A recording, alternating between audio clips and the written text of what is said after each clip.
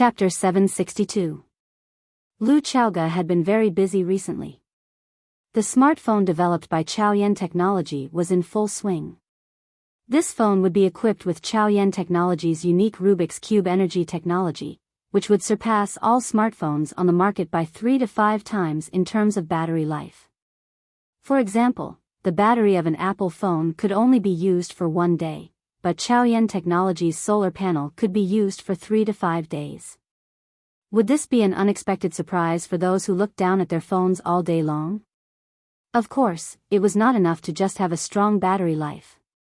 The counterfeit factory in Shenzhen had long been able to make smartphones that didn't need to be charged for a week or even half a month. But, have you heard of their name? Nokia, the mobile phone overlord of the past. Can you still see them now? They also had to put more effort into other functions of the phone, striving to achieve a price that would allow consumers to accept, but also allow consumers to accept. Therefore, the motherboard, hardware, and built-in software of this phone were all studied and communicated by Lu Chaoge's team one by one. She hoped to be able to create a phone with fighting power and appeal in the market. After a meeting with a design group and finalizing the appearance of the phone, Lu Chaoge stretched her waist and walked to her office with the finalized manuscript. The secretary, Xiao Meng, followed closely behind and seized the time to report to her. She said, "Chairman Lu, when you were in a meeting, Wanda Energy's president Zhang came to visit.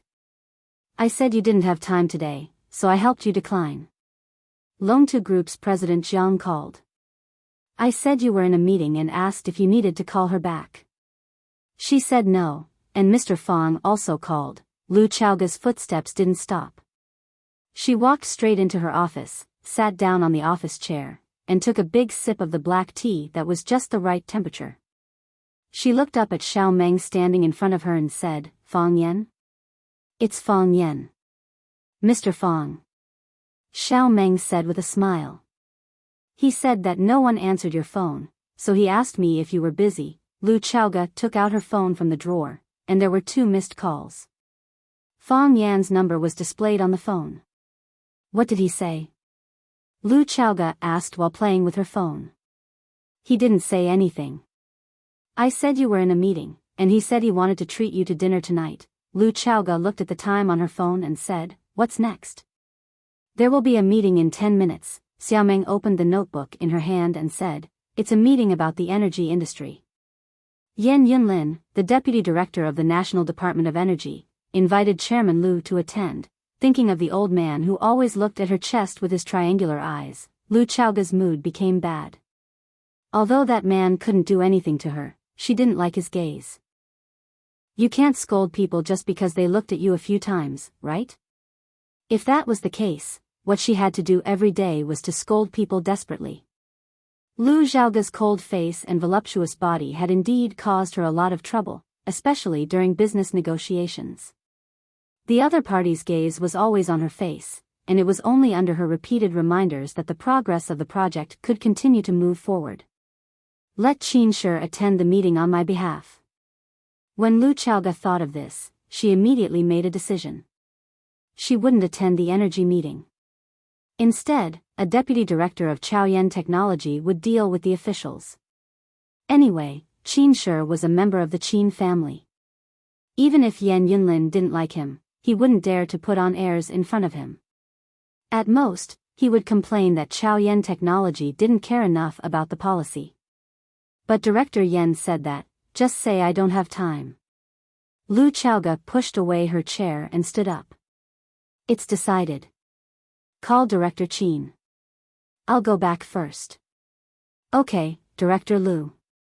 Xiaomeng hurriedly agreed. Seeing that Lu Chaoge was about to walk out of the office, Xiaomeng added, "Director Lu, say hello to Mr. Fong for me when you see him." Lu Chaoge paused, turned to look at Xiaomeng, and said, "I may not see him." After that, she quickly walked out of the office. Xiaomeng looked at Lu Chaoge's back and laughed. She whispered, "Principal Lu will only be so excited when Mr. Fong comes back, otherwise, you wouldn't have left such an important meeting early." After a pause, she said, "I don't know when Mr. Fong and Principal Lu will get married. Many people in the school are asking about it. Everyone wants to attend their wedding, of course, Lu Chaoga didn't hear Xiaoming's gossip. After she went downstairs, the guards led by Qi Ning and Fang Yingying immediately crowded around her. Fang Yingying was bragging to Qi Ning, saying that he was the third master of Swallow Fort, and that he was the best after Fang Yan and Yi Ro, and that he was the face of the Prince Charming team of Swallow Fort, such stupid words that no one would believe. Seeing Lu Chaoga coming downstairs, he suddenly jumped up and rolled in front of Lu Chaoga like a ball, saying, "Sister, where are we going now?" Lu Chaoga glanced at Fang Yingying and asked, "Did Fang Yan call you?" "No." Fang Yingying looked confused. "Is Junior Marshal Uncle back to Huaqing?" "Maybe." Hearing Fang Yingying's answer, Lu Chaoga's mood inexplicably became happy. After Fang Yan returned to Huaqing, he didn't call Fang Yingying, but only called her, and even said that he wanted to treat her to dinner. "Junior Marshal Uncle is too much, he didn't even call me when he came back." Fang Yingying immediately acted very sad and indignant. "If Sister Lu didn't tell me, I wouldn't have known. Where is he now?" Sure enough, after Fang Yingying said that, Lu Chaoga's mood became even happier. "Maybe at home," Lu Chaoga said. When Fang Yan returned to Yanjing, he left Fang Yingying and Fang Haohan in Huaqing. Fang Yingying stayed by Lu Chaoga's side, while Fang Haohan volunteered to go to Du Qing's side to protect Leah. Fang Yingying was lively and jumpy, and his way of doing things was very similar to Fang Yan's. One who stays close to ink will be stained black. Therefore, when Lu Chaoga saw Fang Yingying, she always felt very close, and even liked this chubby big boy a lot. "Then are we going home now?" Fang Yingying asked with a smile. Lu Chaoga nodded and said, "Home." The group of people went back in 3 separate cars. The cars stopped in front of the villa, and Fang Yingying ran over to help open the door. Lu Chaoga got off the car, and saw that the villa's house was lit. Lu Chaoga's face didn't change, but there was a romantic feeling in her body. She deliberately suppressed her excited steps, and tried to walk slowly and naturally. Just like before. Opening the door of the living room, she saw a man wearing an apron busy in the kitchen. There were already several dishes on the dining table in the dining room: scrambled eggs with tomatoes, braised trout, shredded pork with bamboo shoots, and cordyceps duck soup. They were all her favorite dishes, and it looked like the dinner was very sumptuous. Lu Chaoga walked behind the man and said, "Let me do it." Fang Yan turned around, looked at Lu Chaoga, smiled, and said, "That won't do. I've already said that I'll treat you to dinner tonight. Besides, you work so hard, and I get so much money every year, but I idle around all day and do nothing. Isn't it natural to make a meal for you to please our big boss?" Lu Chaoga raised the corner of her mouth and said, "It's not like you did nothing. If it weren't for you, there wouldn't be the current Chaoyan technology. Even if it weren't for me, there would still be Chaoyan technology." Fang Yan poured the eggplants into the oil pan, letting them sizzle as they were soaked in the oil. He looked at Lu Chaoga with a serious face and said, "The Rubik's Cube was left to you by your parents. No one can take it away. With the Rubik's Cube, there will be Chaoyan technology." Lu Chaoga knew that Fang Yan wasn't willing to accept her gratitude, so she looked at Fang Yan and said, "How are Grandpa and Auntie's health?" Fang Yan shook his head and said, "My mom's health is fine. She grows vegetables and reads books every day, and even goes to my dad's grave to talk to him for a while. I didn't think they had such a deep relationship before, and I rarely saw them talk to each other. It wasn't until my father passed away that I realized that the feelings of their generation were all hidden in their hearts. Once it's shown, it's like a huge flood, stunning people. I'm so envious." Lu Chaoga also sighed. She thought to herself, if the feelings of their generation were like this, what about the feelings of our generation? My feelings for you, are they hidden too deeply? So deep that even a smart person like you can't see through them? What's there to be envious about? Fang Yan smiled bitterly. My dad is already gone. The more my mom misses my dad, the harder her life will be. I'm afraid that her body won't be able to take it. Right now, I hope that my mom's feelings for my dad will fade a little, so that she can start a new life. You're not a fish, how can you know the happiness of a fish? Lu Chaoga said softly. It seemed like she was explaining something for Fang Yan's mother, but also for herself. Even if that person isn't by your side, and you have nothing to rely on in your heart, you have to live with some spirit. At least, there's someone in your heart, and you're willing to live for him. Fang Yan sighed heavily in his heart, then said with a smile, I might get married. Chapter 763. The air seemed to have frozen, only the crackling sound of the eggplant could be heard. After a long silence, just as Fang Yan was about to say something to break the silence, Lu Chaoga spoke first. She looked at the eggplant in the pot and said, quickly turn the pot, it's going to burn. Fang Yan quickly turned around, picked up the spatula and began to cook. Lu Chaoga looked at Fang Yan's back and said, I'm a bit tired, I'm going to take a shower upstairs. Okay, come down to eat later. Once this braised eggplant is done, we can eat. Fang Yan waved the spatula and poured the chopped green onions and green peppers into the pot, while speaking with his back facing Lu Chaoga. I'll be down soon, Lu Chaoga said softly. After turning around, Lu Chaoga's face became gloomy, and her eyes lost the attractive luster when she just came back. Returning to her room on the second floor, Lu Chaoga closed the door and locked it. She pulled all the curtains on the window tightly, making her room an independent dark world. She took off all the clothes on her body, took off her underwear and panties, and just like that, she walked into the bathroom naked. Splash, she turned on the faucet, and the natural hot spring water of the perfect temperature poured down. Lu Chaoga stood under the faucet, allowing the water droplets to hit her head and body. Her skin was so white, her skin was so tender, her chest was so full, her thighs were so full, her body was so perfect, there was no flaw on her body. She must be God's favorite child, because when God made her, he added 100% beauty and 100% wisdom. However, this didn't make her mood a little better. She felt very depressed, as if there was a big stone pressing down on her. She felt that her heart was very uncomfortable. This kind of uncomfortable was indescribable.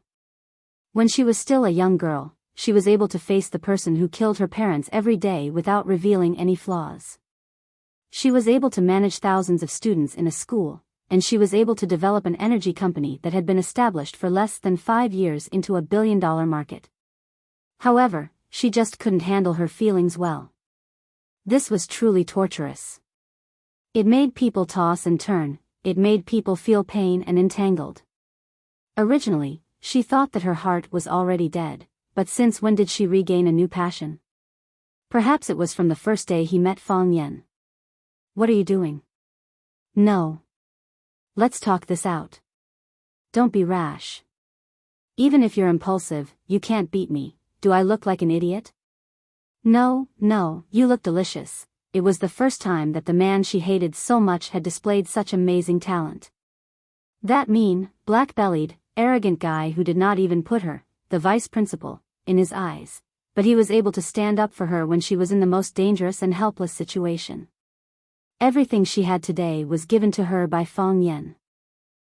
Without Fang Yan, she would have been dead a long time ago. She knew very well that she was no match for Jiang Zhulu and Qiang Longtan. She knew even more clearly that they were no match for the willow tree and the Lu family behind it. Apart from them, there were other enemies that were eyeing them from behind.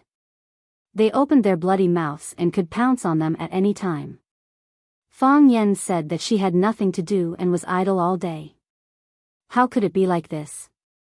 If it wasn't for him, would Shangxin be willing to be a chess piece that was controlled by them? Would Lu Shu be willing to be a mad dog that could pounce on anyone at any time? And how could an ambitious man like Lan Shanggu tolerate himself taking orders from a woman? However, even if she lost everything, she wouldn't feel too bothered. She was ambitious, but not blinded by benefits. She wanted to build a giant commercial ship, but she was willing to give it to Fang Yan. Her dream back then was to be a good teacher and a good principal who could nurture more outstanding students. That was all. If Fang Yan didn't need her anymore, what was the point even if she had the world? In the past, I lived for Fang Yan. What am I going to live for in the future? Lu Chaoga thought to herself, I want to be the best person in the country, the best person in the world. But I will still be alone. Splat.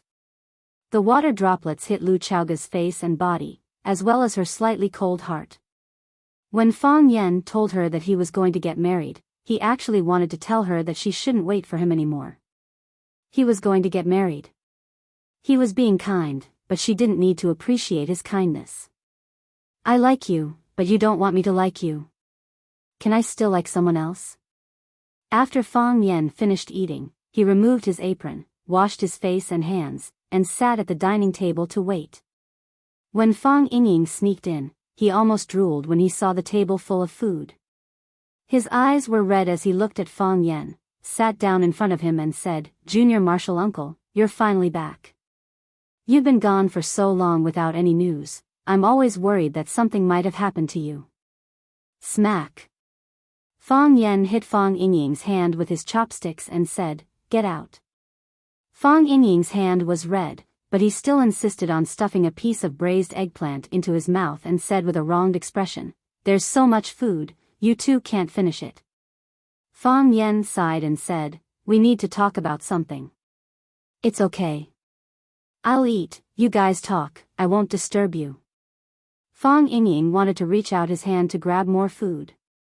Seeing Fang Yen looking at him with a playful expression, Fang Yingying felt a bit guilty and pulled his hand back.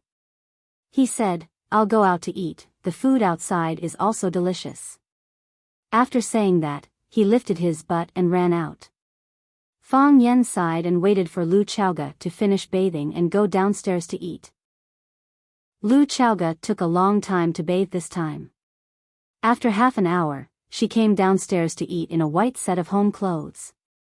She sat across from Fang Yen and took the initiative to help Fang Yen fill a bowl of cordyceps soup. She said, "Have a bowl of soup first, it's a southerner's habit." Fang Yen took the bowl of soup and took a sip. He said, "It's rare to have such an authentic soup when I go back." Fang Yan's mother was a southerner, so she was good at making soup. Fang Yan's cooking skills were learned from his mother. However, he didn't have many meals at home since he went back to Beijing, so he didn't have many opportunities to drink authentic soup. "If you were in Huaqing, I'd make soup for you every day." Lu Chaoga lowered her head to drink the soup and said casually. Fang Yen squinted his eyes and smiled. He said, "I'm always busy with all kinds of things. It's not easy to stay in one place for a period of time. If you were in Huaqing, I'd make soup for you every day." Lu Chaoga repeated. Although the words used in the two sentences were similar, the meaning expressed was very different. Fang Yen nodded and lowered his head to drink the soup. "Our phone is almost ready. This is Chao Yan's first phone.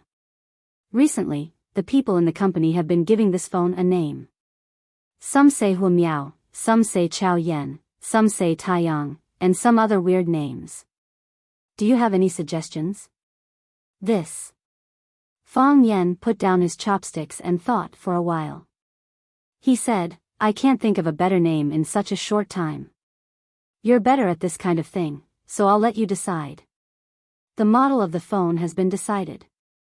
I'll get someone to bring the prototype to you after the assembly is complete." "Okay. I'll try it first." Chao Yan's other businesses are developing well, and the supply of energy products is not meeting the demand. Lanshan Valley and Willow are taking in more and more goods. Will it be dangerous? Don't doubt the people you use, and don't use the people you doubt. Fang Yen said with a smile. Let them be the vanguard. Anyway, the technology is in our hands. It's just that we have to give priority to the Qin family. After all, the Qin family is our major shareholder. I think so too. Lu Chaoga said. Jiang Shangxin is very interested in controlling the Longtu group. She has also shown the wisdom and ruthlessness that a member of the Jiang family should have. Fang Yen nodded and said, when the Jiang family rejects her, we'll use her. When the Jiang family accepts her, we'll replace her. I believe that you'll be able to control the degree. Do you think she can still return to the Jiang family? The Jiang family. Fang Yen thought for a while and said, I don't dare to say for others. If the old fellow from the Jiang family personally talks to her and treats her to a bowl of dumplings that he made himself, maybe she'll change her mind? After all, her surname is also Jiang. But her father, that was done by Qiang Longtan and Jiang Zhulu. Her hatred might have been exhausted by the Jiang family. You don't trust her? Fang Yan looked at Lu Chaoga, who was sitting opposite him, and said, apart from you, it's very hard for me to trust anyone else. Lu Chaoga lowered her head and finished the soup in her bowl. She wiped the corners of her lips with a napkin and looked at Fang Yan, who was sitting opposite her.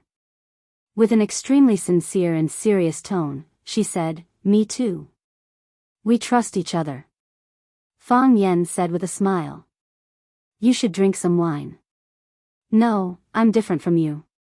Lu Chaoga looked at Fang Yan with bright eyes and said.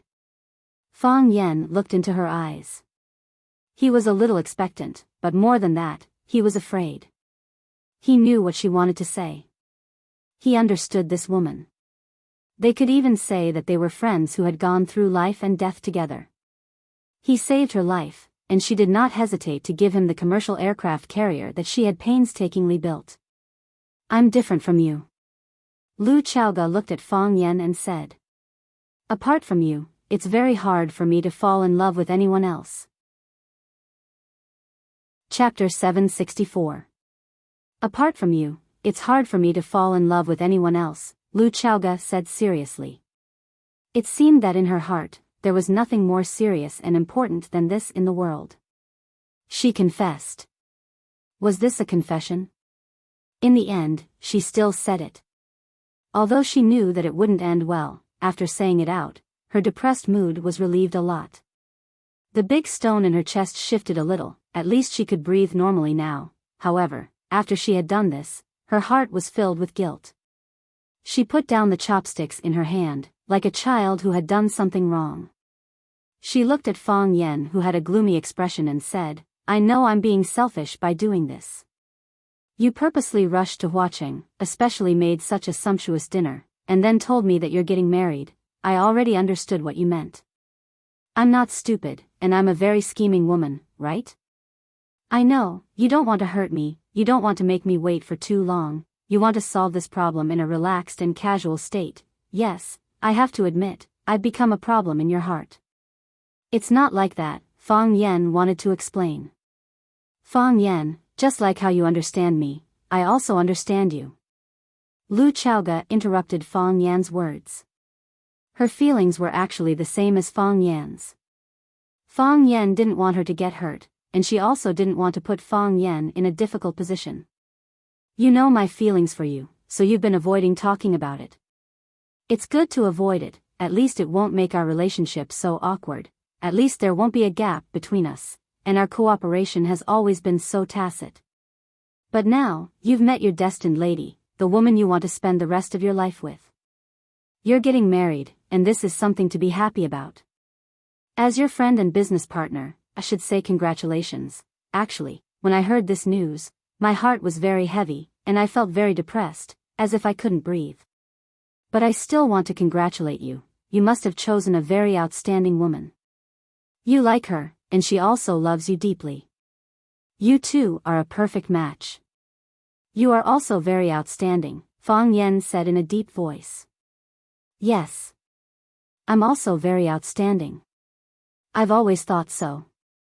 Lu Chaoga smiled and said, after my parents passed away, I was alone. She ate alone, slept alone, read alone, traveled alone, went abroad alone, and then came back to Rosefinch. Under the watchful and guarded eyes of the men, fighting for power with them, many times, I wonder what my life would be like if I hadn't returned from America, if I hadn't entered Rosefinch Secondary. She listened to the Jiang family, married the son of her enemy, and pretended that she never knew about those things. Or was he killed by the father and son of the Jiang family because he resisted, and his body was thrown into the sea? But that is only if. I came to Rosefinch, and you also came to Rosefinch. We met, and you saved my life again and again. You changed my life, and because of me, you changed your own life. I even think, if it wasn't for me, perhaps your father wouldn't have died, this has nothing to do with you. Don't think too much. Fang Yan stopped her. Fang Yan, I can't help but think. I know how much trouble I've brought you, and I know how many enemies I've brought you. The Rubik's Cube is a devil that tempts people to commit crimes.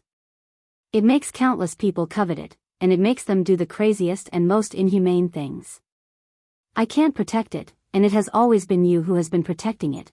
Many people wonder why I said that Chao Yan is your Chao Yan. She should be your Chao Yan. How much you've sacrificed for it, and how much effort you've put in. Those people don't know, but I remember it in my heart. So, during the 3 years you were gone, no matter how difficult it was, no matter how dangerous it was, I gritted my teeth and persevered. I told myself, Lu Chaoga, you must hold on. They want to defeat you, and they want to take away the Rubik's Cube from your hands. This Rubik's Cube is not only the blood and sweat of your parents, but also the blood and sweat of Fang Yan, because they've sacrificed too much for it. Before I met you, my biggest dream was to avenge my father. I've been looking for an opportunity to let the father and son of the Jiang family get what they deserve, but I know better than anyone that I'm no match for them. If I show even the slightest flaw, I might be killed by them, do you know? I've even prepared to accept Jiang Zhuliu's proposal. Because only then, I can have the chance to do what I want to do. And only then, can I let down the Jiang family's guard against me. Can you understand that? I've endured that kind of vigilant gaze every day, as if they're guarding against a thief, for more than 10 years. Every day, every year, it's the same. In fact, I've already given up all hope. I know it's hard for me to fight against the father and son of the Jiang family, but at that time, you appeared. You gave me the courage to refuse, and you also gave me the hope to avenge my parents, and indeed, you helped me do it. You may not be able to imagine how happy I was when Qiang Longtan and Jiang Zhulu got the punishment they deserved, when the part of Longtu group that originally belonged to my parents returned to me, because it meant that my parents could finally rest in peace in the underworld. They could finally heave a sigh of relief, close their eyes quietly, and rest for a while. When they saw that I was living in my enemy's house, they must have been so worried that they couldn't sleep well, right? Fang Yan, I'm 29 years old this year. If I can only live to 60 years old, I've already lived half of my life. The first half of my life, I lived for revenge, but what am I going to live for in the second half? In the past, I thought that I wanted to build an economic empire for you, and I wanted you to have the strength to fight against any enemy, no matter if your opponent was the Jiang family or any other family. Chao Yan would always be your strong shield. I wanted Chao Yan Technology to become the world's #1 energy company, and I wanted you to become the richest man in the world. I thought I could do it, and I never dared to slack off. Because this is what I promised you, so I must do it. Actually, you don't have to do that. You don't have to work so hard. Lu Chaoga smiled bitterly and shook her head. Fang Yan, apart from this, what else can I do? My parents are gone, and my aunt is also gone. I don't have any relatives in this world, and even my friends are pitifully few. Tell me, what should I live for? People have to do something when they're alive, right? They have to have some spiritual support, right? Don't worry, I'm not telling you this to make you change your mind. Lu Chaoga had a slight smile on her face, as if she was laughing at herself for saying such words and doing such things. When a man told you that he was going to get married, she jumped out and said that she liked him, loved him, sacrificed so much for him, and was pitiful and lonely. This kind of behavior was really unforgivable. I've said it before, the woman you choose must be an excellent woman, and it must be the woman you love deeply. No matter what, I still want to say my blessings to you, Fang Yan. I hope you will be happy and blessed. Thank you, Fang Yan said gratefully. But, since I said such words and did such things that are hard for people to accept and understand, I still want to ask. I know that if I don't do this, I may not have another chance in the future. Is this the last time I ask you to stay? Or is it an attempt? No matter what, Fang Yan, I want to ask you, do you like me? If it's possible, I think it's good for us to get married. You can focus on what you like to do, and you can pursue the martial arts you want. I'll take care of your business, give birth to a few children, clean up your house. We can live here, or we can buy a bigger house. I know what kind of food you like to eat, I know what kind of flavors you like, I remember every single one of them. We can live together, not alone, alone after work, alone for dinner, alone for TV, alone for sleep, alone for wake up, alone for shopping, alone for couples accessories. Chaoga, Fang Yan tried very hard to open his mouth, but he didn't know what to say. Say, okay, let's get married, get off work, eat, watch TV, sleep, get up, go shopping together, buy couples accessories together. Say, let's get married, you'll give birth to my children, clean up my house, and take care of my life, and make me the happiest man in the world. Or say nothing, walk over, and hold her tightly in his arms. Fine beads of sweat began to appear on Fang Yan's forehead, and even his legs began to tremble. This was the most difficult choice he had ever encountered in his life. Whether in the past or in the future, there shouldn't be a moment more difficult to choose than this one. Lu Chaoga nervously waited for Fang Yan's answer, waiting for his final choice. But when she saw that he was even more nervous than she was, she began to feel sorry for him. Why did she have to make things so difficult for a man? She pushed the chair away, stood up, walked over to Fang Yan, and leaned over to kiss Fang Yan's lips. She desperately asked for it, putting her lilac tongue into Fang Yan's mouth, twisting and stirring. A long, long time passed. She pushed Fang Yan away, panting, and said with tears in her eyes, Fang Yan, I know your answer. This time it's true, I wish you happiness. Chapter 765. Lu Chaochao had been gone for a long time, but Fang Yan was still sitting at the dining table without moving. Love is fulfilling, but love is also a risk. Love is being together, but love is giving up. His heart was in a mess. Fang Yan had never experienced a more difficult choice than this, and he had never encountered something more heart-wrenching than this. He had expected this scene, but he still underestimated Lu Chaoga's persistence.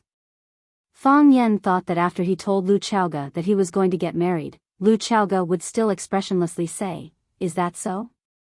Congratulations."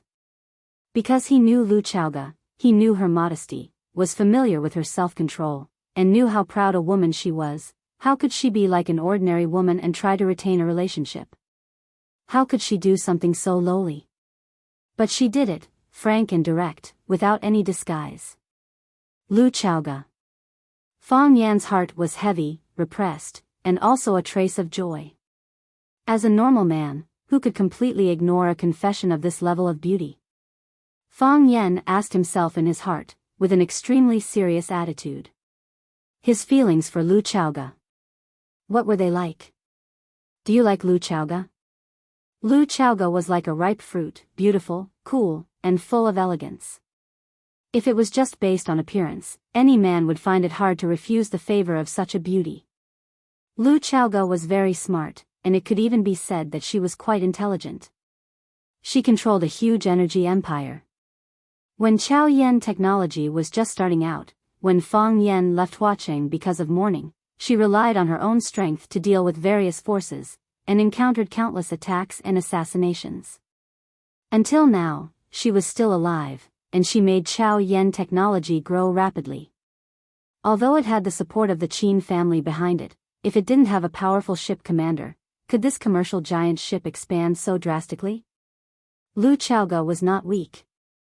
Perhaps in many people's hearts, she was known as a schemer. It was also for this reason that he had some conflicts with Fang Yan back then.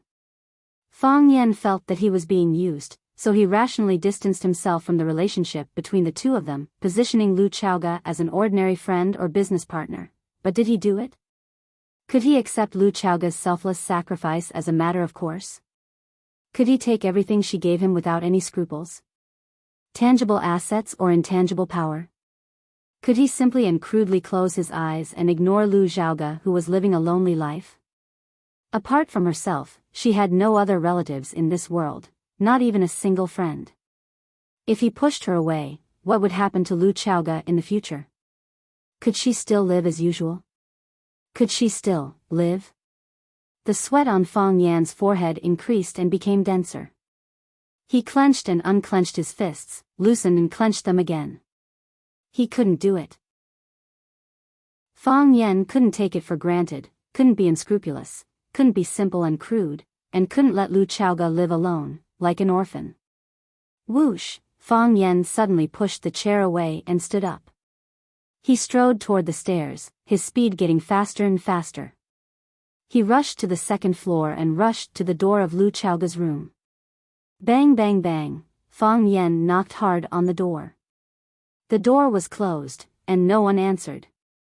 Lu Chaoga, open the door, open the door. The door was still closed, and the person inside seemed to have disappeared. Lu Chaoga, open the door for me. If you don't open the door, I'll hit the door. As Fang Yen spoke, his body slammed heavily against the door. Fang Yen was an expert in the martial arts world. Although the heart of Tai Chi had disappeared, he was still an expert, under his heavy impact. Even though the door of the villa was made of solid wood, it couldn't withstand it. Kacha, the door broke, and an irregular hole appeared in the middle. The lock was broken, and the door opened. Fang Yen rushed into Lu Chaoga's room and shouted, Lu Chaoga, not in the living room. Not in the bedroom. Not in the balcony. Not in the bathroom. Fang Yan's heart sank.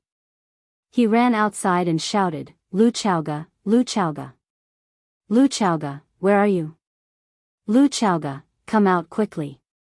He clearly saw her go upstairs, so how did she suddenly disappear? Fang Yen searched all the rooms on the second floor, and then ran to the rooftop of the third floor. When he ran to the third floor, Lu Chaoga was standing on the rooftop with her back facing the railing. She looked at the anxious Fang Yen running over. Her shoulders twitched, and tears streamed down her face. When I was 5, I liked to play hide and seek with other children. Lu Chaoga's eyes were wet, and she said in a choked voice, once, I ran to the abandoned laundry box in the attic to hide, and my friends couldn't find me. After the sky turned dark, they all went home. I fell asleep in there alone. Lu Chaoga looked up at the sky, trying her best not to let her tears fall. She tried her best not to let Fang Yen see her crying. Because when she cried, her whole face was red, and she felt that she was very, very ugly at that time. Later, I was woken up by my parents' shouts. They called me just like you did just now. They were worried that I would disappear. That was the deepest memory I have of them. After they left, there was no one else. No one was worried that I would suddenly disappear, and no one was like you just now, looking for me and shouting my name loudly. Lu Chaoga's crying became louder and louder. She shyly covered her face with her hands, and the flood of tears flowed out from the gaps between her fingers. Fang Yen. Lu Chaoga's voice was sorrowful, and she said, don't leave me alone. Otherwise, I don't know why I'm still alive, you idiot woman. Fang Yan's eyes were blood red. He strode over and hugged Lu Chaoga's trembling body tightly in his arms. Live, of course you have to live. If you don't know why you're alive, then live for me. Fang Yan's arms exerted all his strength, almost squeezing Lu Chaoga's plump and soft body into his own. If you die, what will happen to Chaoyan technology? What about the Rubik's Cube that your parents tried so hard to leave for you? What about the loan to that auntie exchanged her life for? And me? What about me? And me? What about me? If you're not here, who will help me take care of Chaoyan? If you're not here, who can suppress the hatred in Lu Shu's heart? If you're not here, who can help me monitor the ambitions of Lan Shan Valley? If you're not here, how can I balance the power of the Qin family? If you're not here, where will I have the capital to fight against a colossus like the general family? Fang Yen, if you're not here, who's going to take care of this villa? If you're not here, who's going to make my favorite food? Who's going to make my favorite cordyceps soup? Fang Yen. Kiss me. Lu Chaoga was already out of breath from Fang Yan's embrace, but she still raised her head from Fang Yan's embrace and called out weakly. Fang Yen lowered his head, found Lu Chaoga's lips, and kissed her fiercely. Lu Chaoga also responded forcefully. Their tongues stirred with all their might, fighting passionately. It was as if tomorrow was the end of the world. Fang Yan sucked the sweetness from Lu Chaoga's mouth, and his nose smelled her enchanting body fragrance. Her body was so soft, like a ball of cotton candy. Fang Yan's hands wandered around Lu Chaoga's body, stroking her slender waist, and then moved to her plump and perky buttocks. Because he didn't have much experience, and subconsciously felt that this was a very attractive part. So he rubbed it very hard, almost crushing Lu Chaoga's buttocks. Lu Chaoga's body temperature was also rising. She didn't feel any pain at all, she felt like she was about to melt. Her legs had no strength, so she hooked her arms around Fang Yan's neck, letting Fang Yan bear all her weight. Her mouth was still blocked by Fang Yan's, and their tongues were entangled. Her breath was heavy, emitting a fragrant smell and seductive moans. The sound was longer and longer, and each time more painful than the last was the best aphrodisiac in the world. Because of the excessive passion, the sea of qi in his dantian once again burned. First it was a little bit of starlight, then it became a prairie fire, turning into a vast sea of fire. Fang Yan's face was flushed, his mouth was dry, and he felt like his body was about to explode. He wanted to conquer, he wanted to release, he wanted more softness. Fang Yan suddenly picked up Lu Chaoga's body from the ground, took 2 steps forward, and then pressed her back against the railing on the roof. His hands were no longer satisfied with patrolling her back, he began to attack the front. Rip! He crazily tore the coat on Lu Chaoga's body, the thin fabric was torn to pieces without any resistance. Lu Chaoga's delicate shoulders were exposed, and her snow-white breasts that were bound by her black underwear were also exposed. The black gauze tightly wrapped the two softness, and the black ribbon outlined them into the world's most perfect figure. They were high and swollen, proudly displaying their extreme seduction, even if they wanted to reject it. This large mass of snow-white tenderness stimulated Fang Yan's blood. He let out a roar that sounded like a wild beast seeking a mate. The sky was dark. When Yuya, who had just revealed a corner of her face, saw this scene, she quickly pulled a cloud in front of her to cover her blushing face. Chapter 766. Women often scolded men as animals that thought with their lower bodies. Women would tell countless lies in their lives, but this sentence was absolutely true. However, one thing that needed to be corrected was that most men were animals that thought with their lower bodies, except for those old people who had lost their sexual ability. The fire was burning, and the desire was roaring. Fang Yan's body temperature was getting higher and higher, and his face was getting redder and redder. Even his body had begun to emit a hot smoke. His body and forehead were dripping with sweat, and his hair and clothes were already soaked with sweat. Lu Chaoga, who was being pressed against the railing by Fang Yan, finally noticed Fang Yan's abnormality. She hugged Fang Yan's head that was buried in her chest and asked anxiously, "Fang Yan, what's wrong with you?" "Fang Yan, hot." Fang Yan's voice was dull, and his tone carried a scorching heat wave. She didn't notice it when she was under the control of lust, but now that she was sober, Lu Chaoga felt a burning pain in her body, as if a red-hot iron was tightly attached to her skin. Her skin was tender and white, especially her chest, which was softer than the softest dough and whiter than the whitest snow. However, after Fang Yan's rough and somewhat violent torment, squeezing, twisting, and burning, her body had already turned green and purple. It looked as if Fang Yan had a penchant for SM, and the beautiful woman at home had just suffered inhumane torture. "Fang Yan, are you okay?"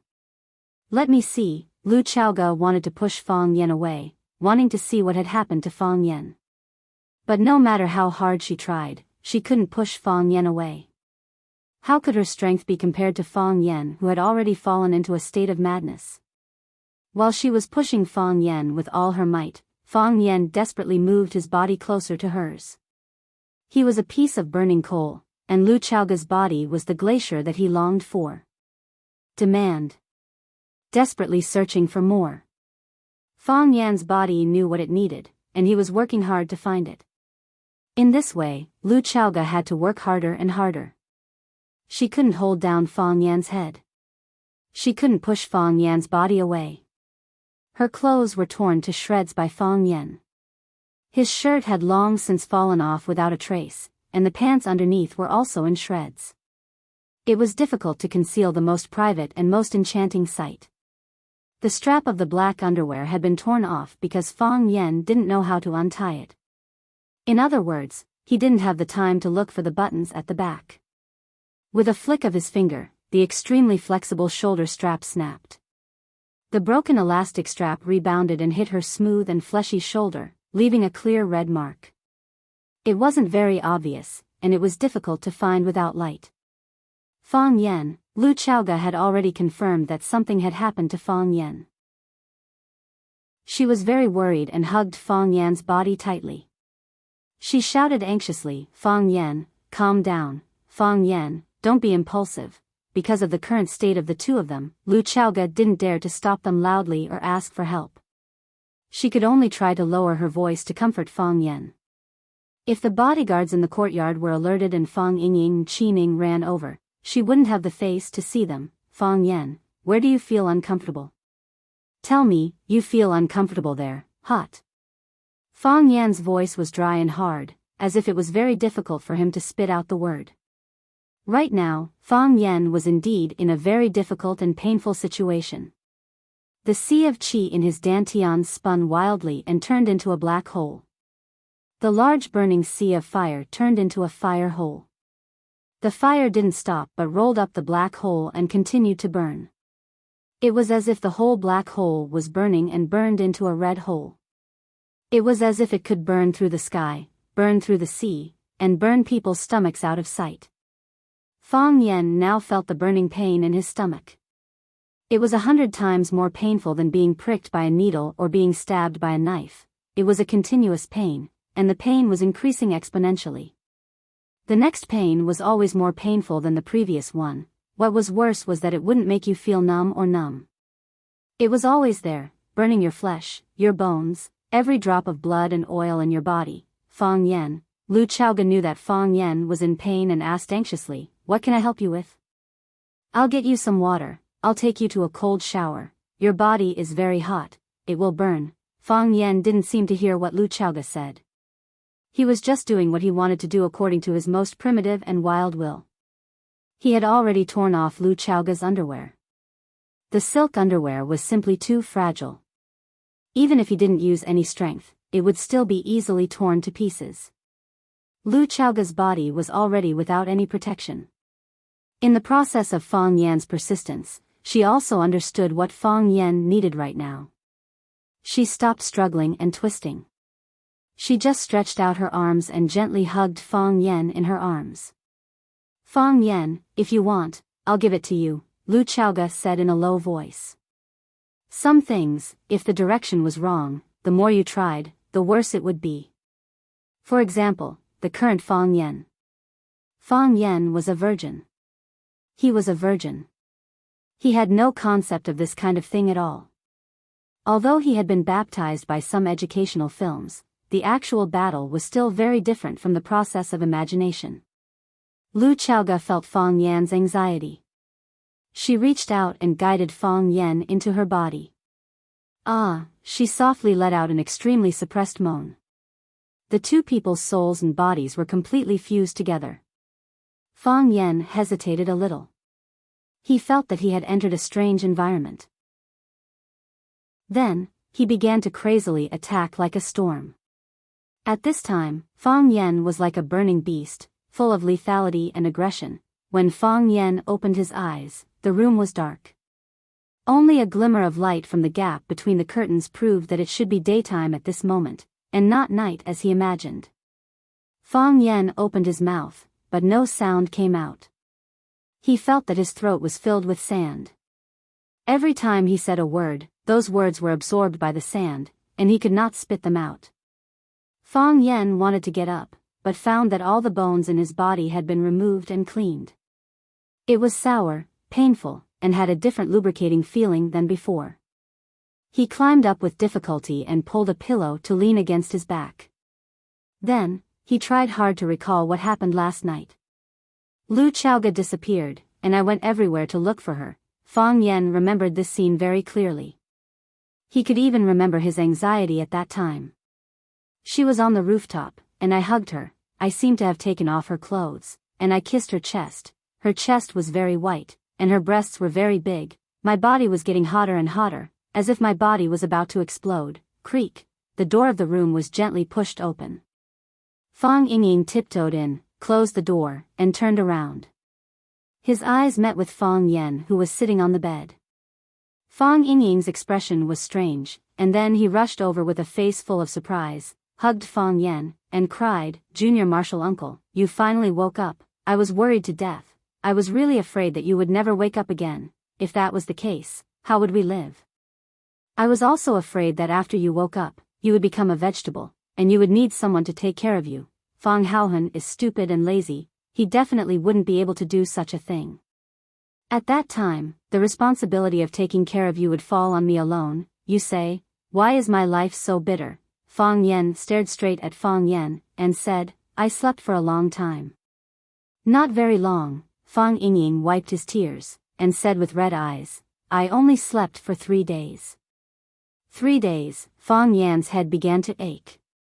He thought it was something that happened last night. How did he sleep for 3 days? In these 3 days, what happened? Yes, you've slept for 3 days. We were all worried. Junior Martial Uncle, don't be anxious. We can take our revenge slowly. I know that you are under a lot of pressure. I know that you want to avenge the family head as soon as possible. I know what the heart of Tai Chi means to you, the disappearance of the heart of Tai Chi. We are even more anxious than you are. But you must stay calm. You are the head of our Fang family. The head of the family is no longer here, and the teacher hasn't returned. If something unexpected happens to you, how can the teacher and my mother's bodies bear it? Our whole family, we've all broken up. Without you, would the Fang family still be the Fang family?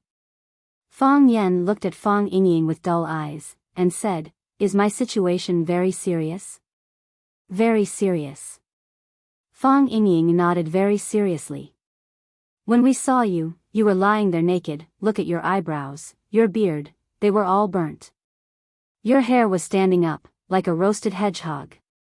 I was really scared at the time. I thought that you had gone mad from practicing. Junior Martial Uncle, the heart of Tai Chi is all about naturalness. Don't forcefully touch it, otherwise you will be harmed." "You, where did you see me?" Fang Yan asked in a low voice. This was the question he was more concerned about. "On the balcony of the 3rd floor." Fang Yingying looked at Fang Yan thoughtfully, and said, "Junior Martial Uncle, this time's explosion was even more powerful than last time. Last time you only blew up your own clothes, this time you blew up Sister Lu's clothes." Chapter 767. Fang Yingying didn't notice the change in Fang Yan's expression. The more he spoke, the more excited he became. "Junior Martial Uncle, did you realize something again? Did your heart of Tai Chi come back to life? I knew it. Last time, it was because of the resonance with Mr. Music Addict's music that your clothes exploded. Is this the same as last time? Where did you and Sister Lu resonate?" After a pause, Fang Yingying looked at Fang Yan with a puzzled expression and said, "Junior Martial Uncle, why are you looking at me like that? What kind of expression should I look at you with? You just recovered from a serious illness and just woke up. Shouldn't you be very happy and excited to see me, your only family?" "I'm very happy." Fang Yan nodded and said, "That's good." Fang Yingying was relieved and continued his path of seeking death. "You haven't answered my question yet. Where did you resonate with Sister Lu?" "You have to answer this question honestly, because I have a bet with Qi Ning." "A bet?" Fang Yan's eyelids drooped and he asked aloud. "Yes, I said that Junior Martial Uncle must have realized something about life and nature when he was talking with Miss Lu. That's why the sudden explosion happened. Not only did his clothes explode, but Miss Lu, who was standing with you, was also affected." Qi Ning said there was more to this matter. It was definitely not as simple as the heart of Tai Chi coming back to life. I asked him what the secret was, but he couldn't tell me clearly. Fang Yan looked at Fang Yingying and asked in a hoarse voice, "Fang Yingying, what do you want to know?" "I don't want to know anything." Fang Yingying's expression stiffened and he said, "Junior Martial Uncle, you and Miss Lu, are you okay?" Fang Yan was silent. Fang Yingying was a very smart man. He must have guessed something. The Jews say that there are 3 things which cannot be concealed: a cough, poverty, and love. The more you hide it, the more obvious they will be. The more you want to stop coughing, the more you will cough. The relationship between Fang Yan and Lu Chaoga was like a coughing fit that the two of them were desperately trying not to expose themselves. That endless concern, that considerate and warm care, that softness when they looked at each other, that probing and telepathic connection between their words, how could all of these be completely concealed? Fang Yingying could see it, Qining could see it, and so could the others. Lu Chaoga visited Lu Gong several times a year with a whole team of guards. Didn't those people have any doubts? What about her? Fang Yan asked. After he woke up, he didn't see Lu Chaoga. Did something happen to her too? Sister Lu went to the company early in the morning. She's been very busy lately. I was supposed to go out with her, but she asked me to stay and watch over you. She said to call her as soon as you wake up. Sister Lu works very hard every day. She works very late every day before coming back. Fang Yan nodded. He could understand the intensity of Lu Chaoga's work. She was the one in charge of the huge Chaoyan technology. Although the Qin family also sent a large number of elites, they were still the elites of the Qin family. She had to use their abilities and guard against their ambitions. How to balance the two was a very difficult thing in itself. Besides, the energy industry was becoming more and more prosperous, and Chaoyan technology was also changing with each passing day. As Chaoyan's industrial layout grew larger and wider, Lu Chaoga would have more and more things to do. Although there was a saying that the superior had to work hard, at least you had to have reliable people around you. Chaoyan technology was a high-end energy industry, and the Rubik's Cube technology was the life of the entire Chaoyan. From the day Chaoyan was established until now, it had only been a few years. In such a short period of time, who was the confidant you could really trust? It took time to do things, and it also took time to judge people. Do you want to call Sister Lu and tell her you're awake? Fang Yingying asked. Fang Yan shook his head and said, no need. Junior Marshal Uncle, go get me a glass of water. Okay, Junior Marshal Uncle. Fang Yingying trotted to Fang Yan and poured a glass of cold water. Fang Yan took the glass and drank it in one gulp. He looked at Fang Yingying and said, I'll take care of it. I know. Fang Yingying nodded repeatedly. I have faith in Junior Marshal Uncle. There's nothing in this world that you can't take care of. Song transplanting rice was so bad *SS, but didn't he get killed by Junior Marshal Uncle with one shot? Fang Yan waved his hand and said, I'm going to rest for a bit. You can go now. Okay. Call me if you need anything. Fang Yingying got up and left. When he got to the door, he turned around and looked at Fang Yan. He blinked his big eyes and said, Junior Marshal Uncle, although I've done something like informing Miss Yi before, you have to believe in my character. I definitely won't betray you this time. Scram. Fang Yan said. Okay. I'll scram right now. Fang Yingying turned around and ran away like a fat rabbit. Fang Yan put the cup of water on the bedside table and began to think of a solution to this matter. I should talk to her first, Fang Yan thought. When Fang Yan heard the car outside, he knew that Lu Chaoga was back. He got up from the bed and peeked through the gap in the curtains. Fang Yingying ran like a lackey to help open the door. Lu Chaoga, who was wearing a silver uniform, came down from the RV. She first stretched out a foot, then her slender, plump, and beautiful leg. Her hair draped over her shoulders, and the tail of her long hair formed a phoenix tail shape. Her facial features were delicate and flawless, her skin was as cold as snow, and the tailored uniform cleverly outlined her curvaceous body. She was charming and had an excellent temperament. This woman, Fang Yan thought. She became her own woman. Lu Chaoga walked to the middle of the courtyard, stopped, and looked at Fang Yan's room on the second floor. Fang Yan knew that she couldn't see him, but he could still feel that their eyes met in the air. He didn't have to wait too long before Lu Chaoga pushed the door open and came in. She looked at Fang Yan, who was sitting on the living room sofa with a cup of tea, and asked, "Are you feeling better?" "Much better." Fang Yan's throat was still a bit uncomfortable. After drinking a cup of water, he dampened the sand a bit, but the sand was still in his mouth. When he spoke, he could feel the sand rubbing against the inner wall of his mouth. "You were in a bad situation. I don't know Kung Fu, so I don't know what happened." Lu Chaoga spoke very slowly, carefully choosing her words in her mind. She tried her best to avoid mentioning that incident, but there were some things that needed to be explained. "Your body suddenly exploded, and you suddenly fell to the ground. I was very worried, so I called Hero and the others to help." "I know." Fang Yan nodded and pushed the brewed tea in front of Lu Chaoga. "You slept for 3 days, I know." Lu Chaoga held the teacup and drank the water, not knowing what to say. Fang Yan also held the teacup and drank the water. His body was like barren soil, needing a lot of water to nourish it. Since he woke up, he had drunk 8 cups of water. The two of them didn't say anything, and the room was quiet. In the past, Fang Yingying and Qining liked to play around in the courtyard, but today, they noticed something and also became quiet. The whole world was quiet. Fang Yan slowly finished the cup of tea, put the cup in his hand on the coffee table, looked at Lu Chaoga and said, "I know." Before the explosion, something else happened. Fang Yan, Lu Chaoga hurriedly stopped him. "I did all of this voluntarily. I don't want to make things difficult for you.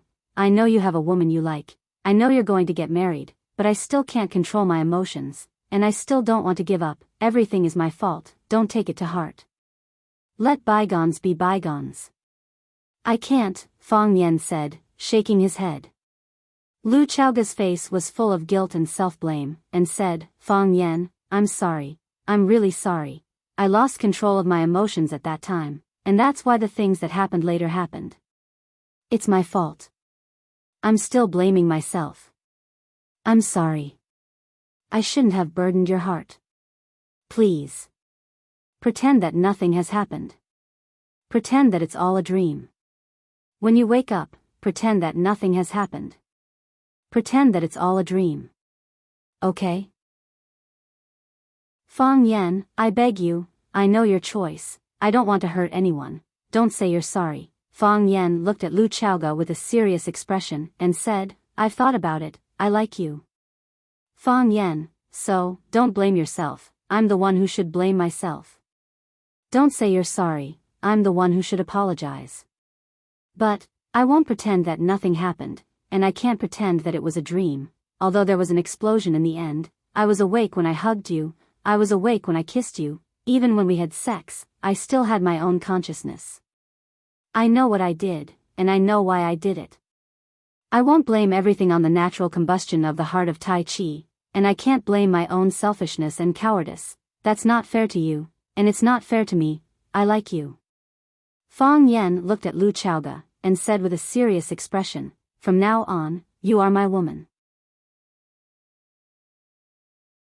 Chapter 768. From now on, you are my woman. This slightly domineering statement moved Lu Chaoga to the point where tears welled up in his eyes. All the guilt and self-blame in her heart, the indescribable grievances, and the questioning and judgment of her character, all kinds of emotions blocked her heart, making it difficult for her to breathe. However, Fang Yan's "I like you" was like a powerful bomb, blowing all the negative emotions in her body into pieces, and then disappeared without a trace. Fang Yan was unconscious for 3 days, but Lu Chaoga suffered for 3 days. She looked forward to Fang Yan waking up, but she was afraid that Fang Yan would wake up. Because she didn't know how to face Fang Yan next. She wanted to give herself more time to prepare, so she handed Fang Yan to Fang Yingying and asked him to watch over Fang Yan. She also asked him to call her as soon as Fang Yan woke up. She was afraid that when Fang Yan woke up and saw her first, both of them wouldn't know how to break that moment of awkwardness. She avoided it first, and when she came back, at least she had made enough preparation and thought about what to say. She understood Fang Yan's choice, and she also knew her position. And she could only treat it as a dream. This was her destiny. In the past, in the future, she would be alone forever. However, the development of things was beyond her expectation. Fang Yan didn't escape, he didn't fear, he didn't pretend to have amnesia. He remembered everything, and he was willing to bear all the responsibility, he was willing to bear it with her. In this kind of thing, it is always men who take advantage. Men are cowardly and run away, and then let women bear all the blame and consequences. Fang Yan looked at Lu Chaoga and said with an unprecedented serious expression, "You also know that I am not a man who refuses to take advantage of others.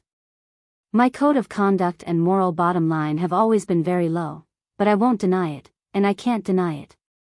I won't pretend that nothing happened. As I told you just now, I like you, and you are my woman now. I like your beauty, I like your figure, I like your sexiness, I like your intelligence, I like how you remember every dish I like to eat, and I like how you treat me well. I need you, and Chao Yan also needs you. I don't want you to be alone. I have experienced that feeling. During the 3 years when I was guarding my father's grave, I almost didn't talk to anyone else. I felt that I was the only living being in this world, no one to share your happiness, no one to comfort you when you are sad, but in fact, I know that I have people who really care and care about me. My mother is still here, my grandfather is still here, and all of you are still here. My loneliness is something I have forced upon myself, because every single one of them wants me to come home as soon as possible. But you are different. If you are lonely, then you are truly lonely. I cannot bear to let you live like this alone, without even a little support and warmth in your heart. I like you, and you like me, and we had sex, so, you don't have to apologize and blame yourself anymore. If you need to apologize and blame yourself, then let me do it. Whether you did anything wrong or not, you are my woman now, so you should let me bear all of this. Fang Yan, this will make things very difficult for you. I know you are in a difficult position in the middle. Fang Yan reached out to grab Lu Chaoga's hand and said, "Everything is difficult, but I still have to do it. Only by doing my best can I not let down the deep love you have for me." Fang Yan, actually, you don't have to do anything. I've already thought it through. I'll stay in Huacheng for the rest of my life. I'll live in this apartment. I'll help you look after Chao Yan. I'll help you make it the biggest energy company in the world. If you're willing, give me a child. If you are not willing, I will live here alone. I will have a lot of things to do, I will be very busy every day. Lu Chaoga held Fang Yan's hand tightly and said, "I understand your feelings, I know you are there, you also like me, you didn't leave. At that time, I won't feel lonely." Fang Yan shook his head and said, "Leave this matter to me, I will take care of it." After a pause, Fang Yan said, "I will talk to her." Seeing the worry on Lu Chaoga's face, Fang Yan comforted her, "Don't worry. Wen Qing is a very good person, I'm afraid that she will hit you," Lu Chaoga said in a small voice. Fang Yan exploded again. Just like the last time at the Maple Leaf Club in Beijing, his clothes had exploded and he had run around in a circle with his buttocks bare. This time, his situation was a bit better than last time. First, when his clothes exploded, he wasn't standing in the middle of the crowd. Secondly, at the moment his clothes exploded, he was already naked. Therefore, this result of the explosion was acceptable to Fang Yan. However, after the explosion, Fang Yan couldn't help but think about another question: why did it explode?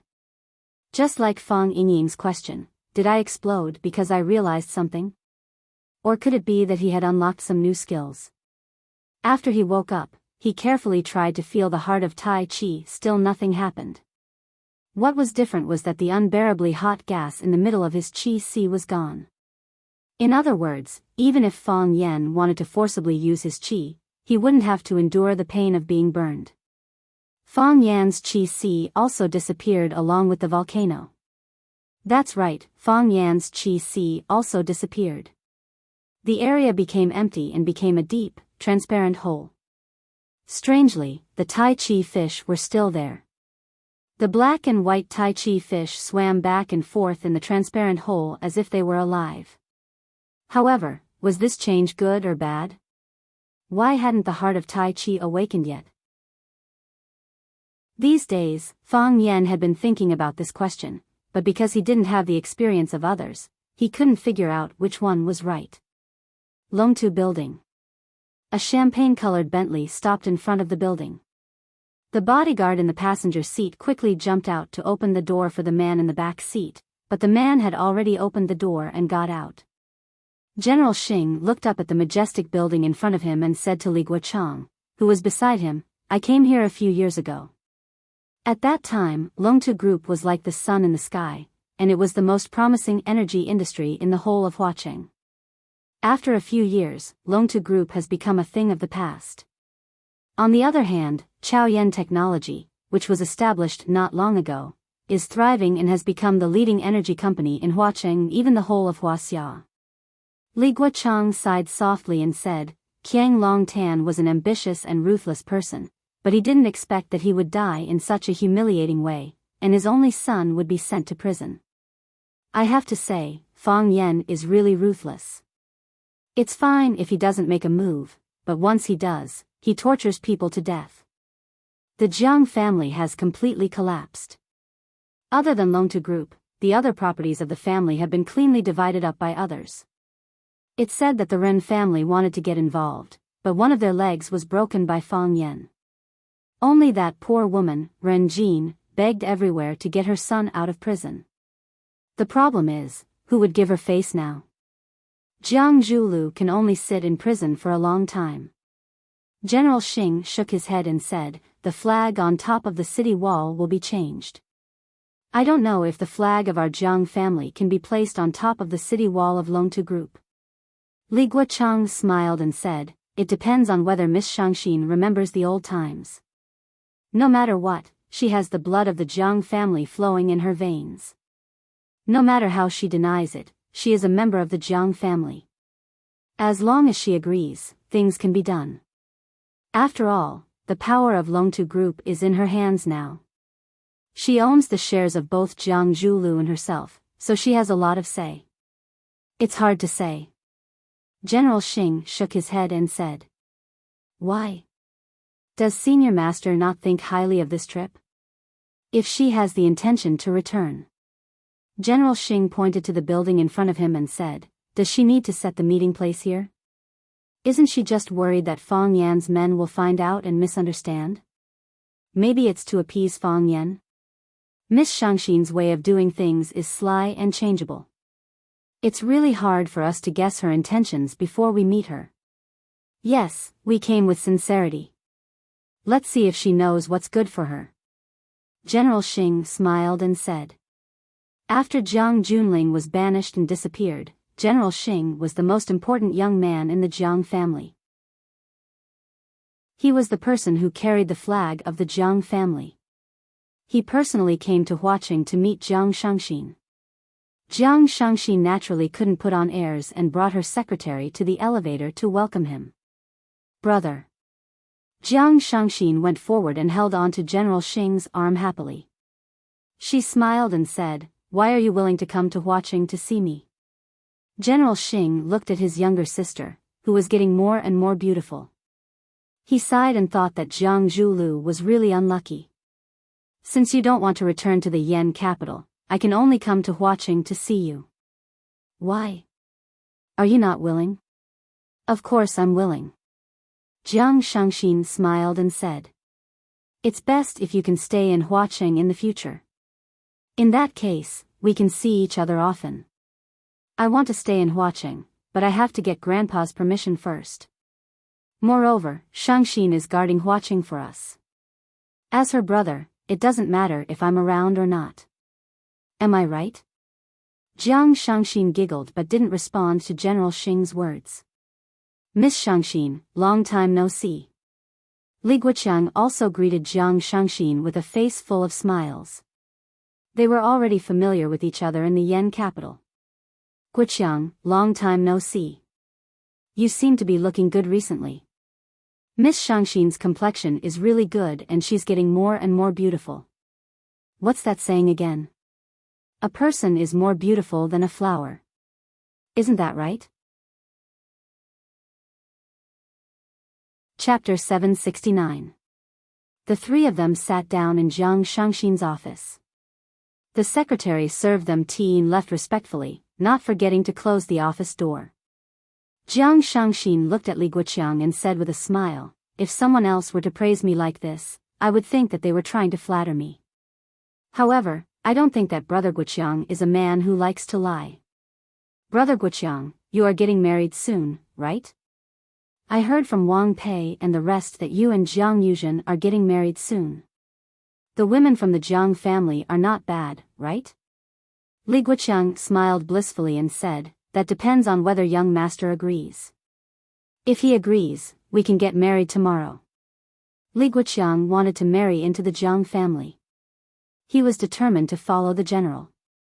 General Xing waved his hand and said, "If I could make the decision, would let you guys get married tomorrow. However, the elders in the family should speak for such matters. Furthermore, you guys have only been engaged for a few days. Aren't you afraid of being laughed at by others? What's there to laugh at? It's natural for me to be anxious to marry a wife." The three of them chatted and laughed for a while. The atmosphere became livelier and the barrier in everyone's hearts gradually disappeared. Li Guoqiang then went into the main topic. He looked at Jiang Shangxin and asked, "Shangxin, are you going to settle down in Huaqing?" Jiang Shangxin knew that everyone was going to be honest with each other.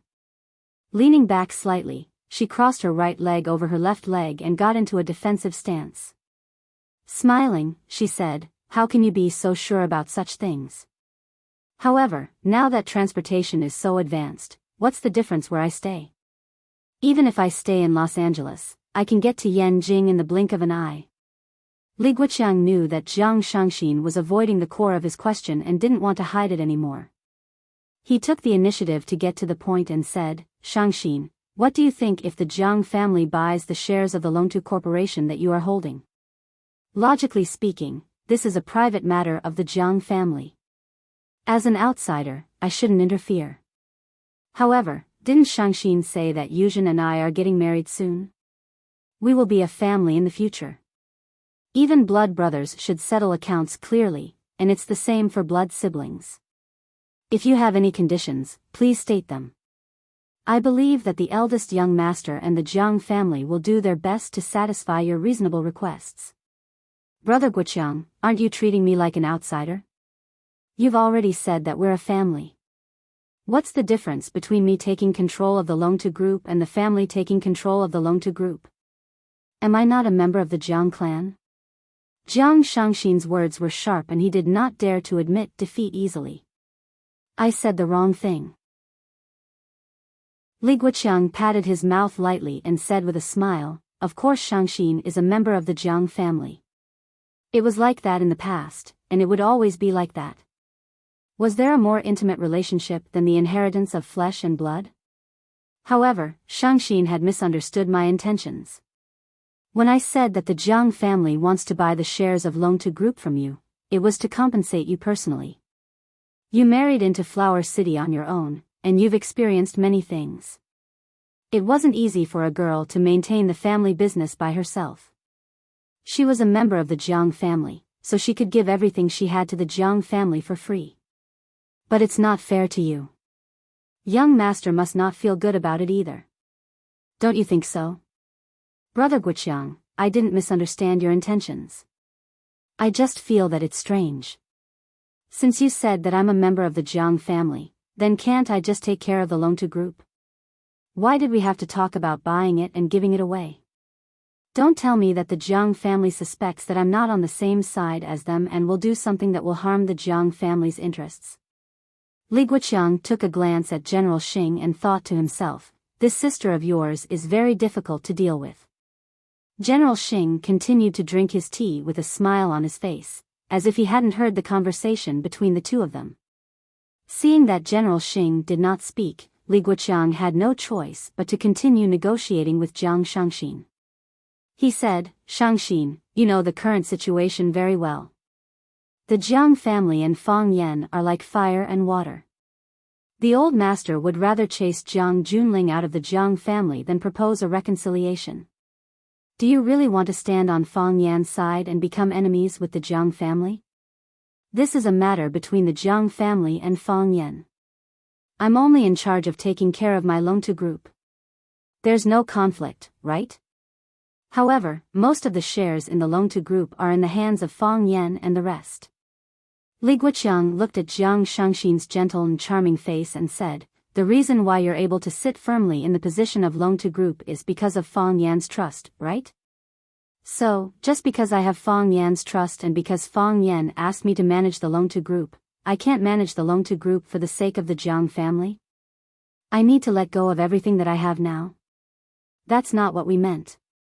Li Guoqiang denied this statement and said, even if you sell the shares to the Jiang family will still appoint you to be in charge of the affairs of the Longtu Group. This is because it should have been yours to begin with. What if Fang Yan doesn't agree at that time?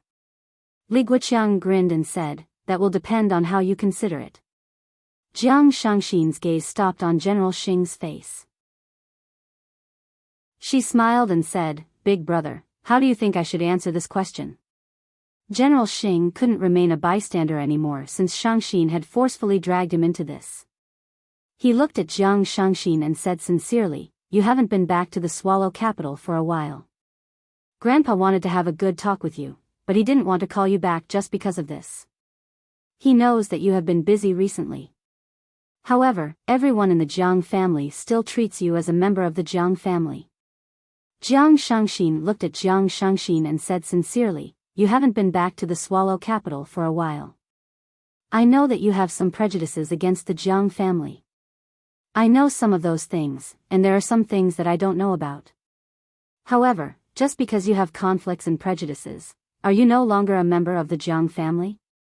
Are you prepared to stand on the opposite side of the Jiang family on your own? Have you thought about the future? The battle between the Jiang family and Fang Yan, it seems like Fang Yan had the upper hand in the beginning. However, at that time, his opponent was only Jiang Junling, a member of the Jiang family. Now, a long time ago, his opponent was the Jiang family, the entire Jiang family. Based on Grandpa's character, would he tolerate Fang Yan slapping the Jiang family's faces and kicking their butts? General Xing's gaze was sincere and his attitude was amiable. With a worried look, he said, you have a good relationship with Fang Yan, and Fang Yan supports you in controlling Longtu. In the short term, this is very beneficial to you. However, when the Jiang family really launches an attack on Fang Yan, when the Jiang family tramples on Fang Yan, what will you do then? Shangxin, you can reject me. You can also tell me that you will consider it again. However, have you thought about how you will answer Grandpa's question if he personally talks to you about it? Seeing that Jiang Shangxin was silent, General Xing patted her shoulder and stood up. He said, I still need to stay in Huaqing for 2 more days. You have 2 days to consider. Shangxin, no matter what, we are a family. Your surname is Jiang, and the blood of the Jiang family flows in your body. General Xing looked at Li Guoqiang and smiled. Guoqiang, let's go back first. Let Shangxin have some peace and quiet, okay? Li Guoqiang stood up as well. He looked at Jiang Shangxin and said, Miss Shangxin, don't put yourself in danger. It is not easy for women to do things, and it is even more difficult to do things well. Think about it, Fang Yan has only been working hard for a few years. How can he be compared to the Jiang family, who have lived for hundreds of years? If the Jiang family really wants to take action, it is just a matter of charging forward. I will consider it carefully. Jiang Shangxin nodded and said. Jiang Shangxin stood up and sent General Xing and Li Guoqiang to the elevator. General Xing turned around and looked at Jiang Shangxin. He said, Shangxin, the Jiang family owes you an official apology. In the past, I stood up and said this to you on behalf of the Jiang family. I am sorry. In the past, the Jiang family let you down. In the future, it will not happen again. Jiang Junling waved his hand and said, you don't have to send me off. I know that you have been very busy recently. The elevator door closed. Jiang Shangxin was still standing at the entrance of the elevator in a daze. Could the Jiang family still be trusted now? Fang Haohan had been living a happy life, but Li Ye had been living a miserable life. Fang Haohan was happy because he could be by Li Ye's side all day, but Leah was unhappy because Fong Haohan had to be by her side all day. She had wanted to chase Fong Haohan back many times, but her godfather, Du Qing, did not agree to it. He said that Fong Haohan was an expert that he had specially hired to protect her. Looking at Fong Haohan's skinny body, he really did not look powerful. The typhoon season in Huaqing was coming. If there was a slightly stronger typhoon, Fong Haohan would probably be blown away, right? Leah started to look forward to the arrival of the typhoon season in Huaqing. Ever since the Qinghong internal conflict, Du Qing rarely took care of the Qingyun Corporation's matters. Some of the specific matters were handed over to Leah and her subordinates. She would only show her face when faced with major decisions. Therefore, Leah was very busy. She had just attended a banquet and was preparing to return to the company to handle some matters. She sat in the back seat of the Mercedes-Benz while Fong Haohan sat in the front passenger seat. Xiaoya, if you are tired, close your eyes and have a good rest, Fong Haohan, who was sitting in the front row, said gently. You have worked for 13 hours and 25 minutes straight today. Fong Haohan, Xiaoya, feel free to speak your mind. Although I am your bodyguard, I am more willing to be your nanny. I want you to promise me something. Not to mention one, even 10,000 will do. Don't call me Xiaoya. Chapter 770. Why can't I call you Xiaoya? Fong Haohan's face was filled with confusion as he asked. Because I don't like it. Leah said snappily. She was really going crazy. Just who was this man? I already said that I don't like you. Why do you always, don't understand? But, Fong Haohan's face was filled with grievance, and said, I can't just call you my wife, right? Isn't that not good? Leah only felt a surge of hot blood rushing to her head. If she had a kitchen knife in her hand, she would definitely chop up Fong Haohan, this idiotic and narcissistic ribs, and make soup. She would not drink that pot of soup, she would feed it to the dogs. Tell me, how could there be such a hateful man in this world? Wife? Are you kidding? Who would want to be your wife? Leah was tall and beautiful, and was at the best age for a woman. She was the goddaughter of Qinghong and Du Qing, and was now in charge of all the affairs of the Azure Cloud Group.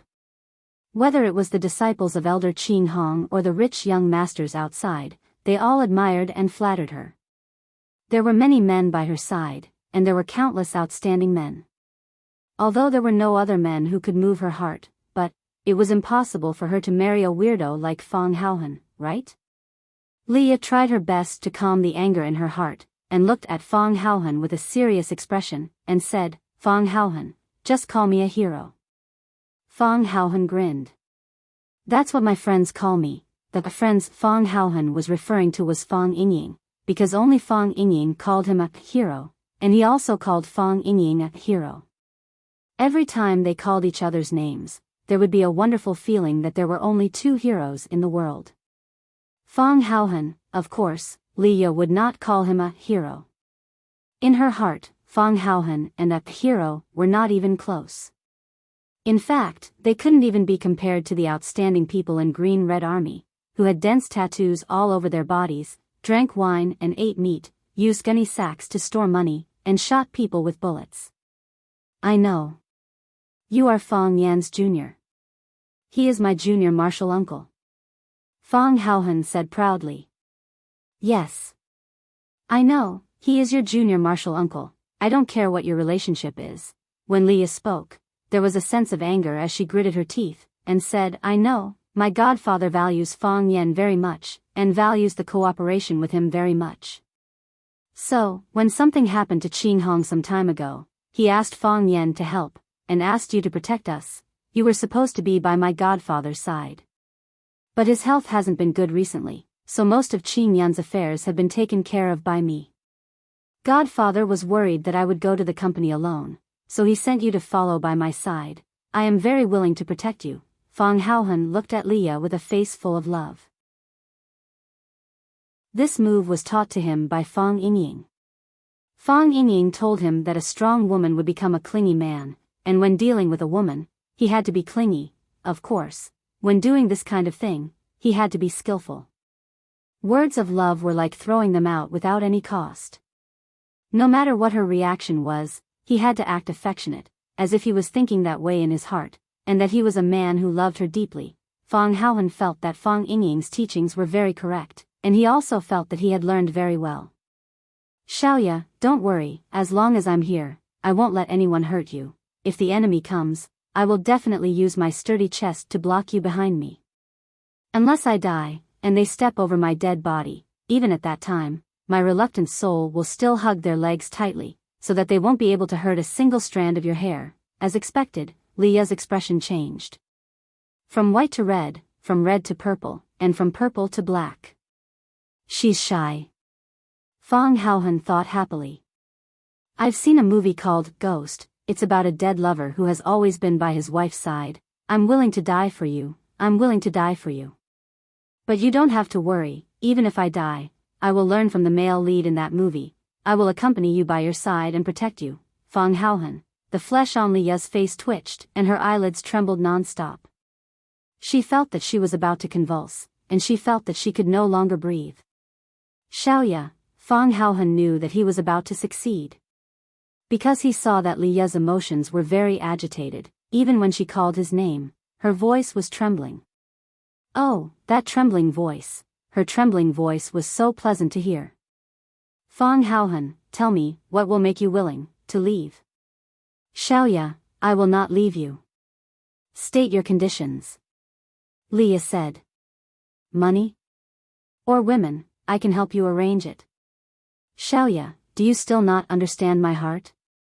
My only hope is to accompany you by your side. I don't have any conditions. I don't want money. I don't want women. No, I want women. I only want you. If you are willing, state your conditions. How can I be with you forever? Xiaoya, don't worry about me. I'll be fine. Lia took a few deep breaths, forcefully, aggrievedly, with tears in her eyes. She swallowed the crazy anger and the urge to kill, looked at Fang Haohan and said, I know I can't chase you away. I know my godfather doesn't want you to leave. But, I beg you, when you are by my side, don't speak, don't let me hear your voice. It's best if you don't even breathe. Don't appear in front of me, not even a shadow. Protect me in the dark, protect me in the other car. Am I begging you? Is that okay? That's not good, is it? Fang Haohan thought about it seriously, and said, all right. As long as it's your request, I won't refuse. He shouted to the driver beside him, stop the car. Stop the car. The car pulled over. Fang Haohan pushed the door open and was about to get out of the car, but he retracted his head, looked at Lia who was sitting in the back seat, and asked, then what should I call you? Lia. Is that so? All right, Lia. Fang Haohan nodded, then grinned and said, I will watch you silently from the car behind. Drive. Lia gave the order with a cold expression. As the car left, Fang Haohan stood on the green belt by the side of the road and waved his hand. A black Volkswagen stopped beside him. There were originally 2 cars following Lia. One of them was her car, and Fang Haohan was supposed to be sitting in the front passenger seat. The other car was a secret guard. This car did not reveal anything, but followed behind Lia's car at a moderate distance. In the black Volkswagen, other than a driver, there were 2 bodyguards in black. These 2 people were both Qing Hong's experts, and also Du Qing's trusted aides. Because there was already someone sitting in the front passenger seat, Fang Haohan opened the back door and got in. Seeing that the 3 men in the car were all looking at him strangely, Fang Haohan waved his hand indifferently and said, you insisted on inviting me to a movie. In this kind of situation, can I go to a crowded place like a movie theater? This kind of Missy's temper needs to be taught a lesson. Of course, don't tell her this kind of thing anymore. After all, Xiaoya's personality is not bad, and she has good intentions. Girls are thin-skinned, you guys understand, we understand. We understand. The younger man with a crew cut chuckled and agreed. The middle-aged man with an unshaven beard glanced at Fang Haohan and said, Miss is sitting alone in the car in front. Will anything happen? She should be fine.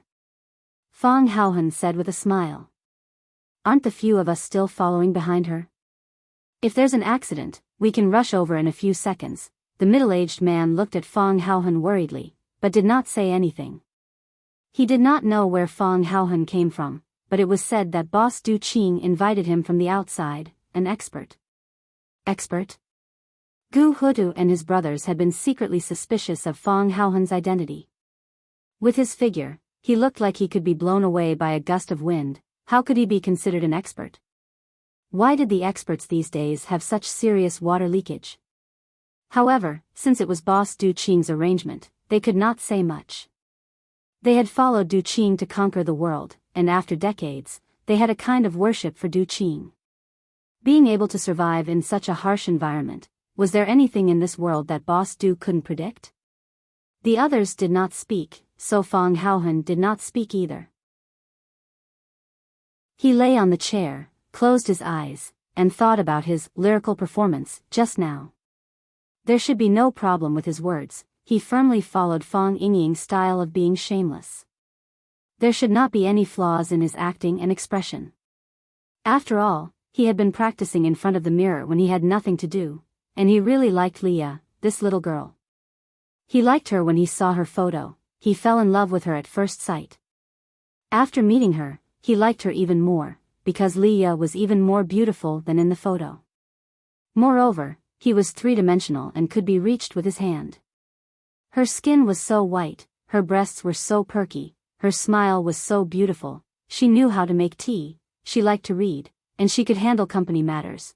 Fong Haohan thought, after being cheated by junior marshal Uncle Fong Yen for more than 10 years, God finally gave him a huge compensation. But, why does Xiaoya look at me so strangely? Fong Haohan tried hard to think of the answer to this question. At this time, Leah's Mercedes-Benz turned around at the traffic light intersection. Just as the Volkswagen was about to follow, a white truck rushed over from the T-junction and crashed into the right side of their carriage. Rumble, a bolt of lightning cut through the sky. While no one was paying attention, the torrential rain poured down from the sky, smashing into the city. Chapter 771. After the explosion, Fong Yen stayed in the villa and didn't go out. His body was still weak, and he still couldn't figure out the state of his body. He couldn't feel any gas in his energy sea, but there were 2 Tai Chi fish, one black and one white, flying and breathing freely inside. It was as if they were living in a river. Lu Chaoga went to work every day, and when she came back, she would buy a lot of Fong Yan's favorite dishes, then put on an apron and cook personally, a woman who could go to the living room, cook in the kitchen, and sleep in the big bed. Who could imagine that the actual controller of Chaoyan technology, a beauty with a net worth of tens of billions, was willing to make soup for a man at home? Perhaps this was the charm of love. Ever since that honest talk, the two of them never mentioned anything about having a relationship. Of course, they didn't have a second relationship. Their way of getting along was still the same as usual. Lu Chaoga came back from work to cook, and Fong Yen was responsible for washing the dishes. Or when Lu Chaoga came back from work, Fong Yen had already prepared the meal, and then Lu Chaoga took the initiative to wash the dishes. It was quiet and warm, no different from other small couples' families. Tonight, Fong Yen was cooking, so Lu Chaoga wore an apron and washed the dishes in the kitchen. After Fong Yen made 2 cups of hot tea, he sat on the sofa in the living room and watched TV. The weather was sultry, and dark clouds rolled. It looked like there was going to be another rainstorm today. It was no longer the rainy season in Huacheng, but there was still plenty of rain every day. One moment it was sunny, the next it was stormy, and when it was raining, the sun would shine. The people of Huacheng had been tortured by this unpredictable and unreasonable weather. Rumble, when the first bolt of lightning cut through the sky, Fong Yen turned and looked into the courtyard. The entire courtyard was illuminated by the lightning. The green lawn, the deep trees, and the dark iron pillars of the courtyard's gate were all clearly visible. Walala, the heavy rain poured down as if there was a god playing a prank above, pouring basin after basin of water down. What a heavy rain, Fong Yen said to Lu Chaoga, who was busy in the kitchen. Lu Xiaoga took off the dishwashing gloves on his hands, untied the apron around his neck, and put it on the clothes hanger. He looked at the glass window that was being hit by the raindrops and said, "The weather forecast said it would rain today." After a pause, she said, "Do you want to call Grandpa? Doesn't his leg hurt when it rains?" Fang Yan's grandfather Fang Huwei had been paralyzed for many years, and because he didn't exercise for a long time, he suffered from rheumatism. He used to soak his feet with medicine, and his rheumatism was almost healed. In the past 6 months, Fang Huwei had been absent-minded. He was unwilling to soak his feet or let anyone massage him. The last 6 months, Fang Huwei was absent-minded. He didn't want to soak his feet, and he didn't want anyone to massage him. Fang Yan had a good talk with him and asked him to soak his feet with the traditional Chinese medicine that he prescribed. He also asked his mother to supervise him every day. He did not know how his legs were doing now. Fang Yan had inadvertently mentioned this to Lu Xiaoga. He didn't expect Lu Xiaoga to keep this matter in mind. Fang Yan knew that Grandpa shouldn't be asleep at this time. He was sleeping less and less, and sometimes he couldn't sleep at night. It was said that when the elderly reached a certain age, they were very afraid of sleeping, worried that once they fell asleep, they would never get up again. It was said that when the elderly reached a certain age, they were very afraid of sleeping, worried that once they fell asleep, they would never get up again. Fang Yan didn't know if Grandpa had such worries, but he had been worried that something bad would happen. Birth, old age, illness, and death were human nature. However, at the moment when his father died tragically and the old drunkard went to the extremely cold land, Fang Yan really didn't want to bear the pain of losing his loved ones. "Are you stupid? It might rain in Huaqing, but it might not rain in Yanjing," Fang Yan said with a smile. He grabbed his phone from the table, ready to call Grandpa and have a good chat with him. When the elderly couldn't sleep at night, it would be a pleasant surprise if they could receive a call from their children. Fang Yan dialed his grandpa's number. The phone was picked up immediately when Fang Yan's grandfather woke up. Fang Yan was very surprised and said, "Grandpa, why did you pick up so soon?" "Very soon." Fang Huwei's old voice came over, and he said with a smile, "I was about to charge my phone, but the phone rang." "What's up?" "Nothing, I just wanted to talk to you," Fang Yan said with a smile. He knew that Grandpa didn't want to charge his phone. He didn't have the habit of using a phone before. Ever since Fang Yan bought him a phone for seniors and forced him to use it, he had been holding it in his hand all the time. The day he received the gift, he called his eldest daughter, his second daughter, and his youngest daughter who was far away in Mingzhu. He even called his old friend Lu Gong and talked for more than half an hour. He was always waiting for the phone to ring, because his family was on the other end of the line. That was what this old man, who had been a famous soldier all his life, looked forward to the most. "It's raining in Huaqing, and Xiaoga knows that your legs aren't feeling well, so she asked me to call you to check on you." "Xiaoga?" Fang Huwei obviously knew about Lu Xiaoga, and he asked in a low voice, "Are you with Xiaoga?" "Yes," Fang Yan said frankly. He had nothing to hide from the old man on the other end of the line. There was nothing he could hide. "We're together." As expected, Fang Huwei said after a moment of silence, "Fang Yan, you should know that I've always wanted you to be with that girl from the Yi family. It's been my wish for so many years, Grandpa, I know." Fang Yan knew that his grandpa had guessed something.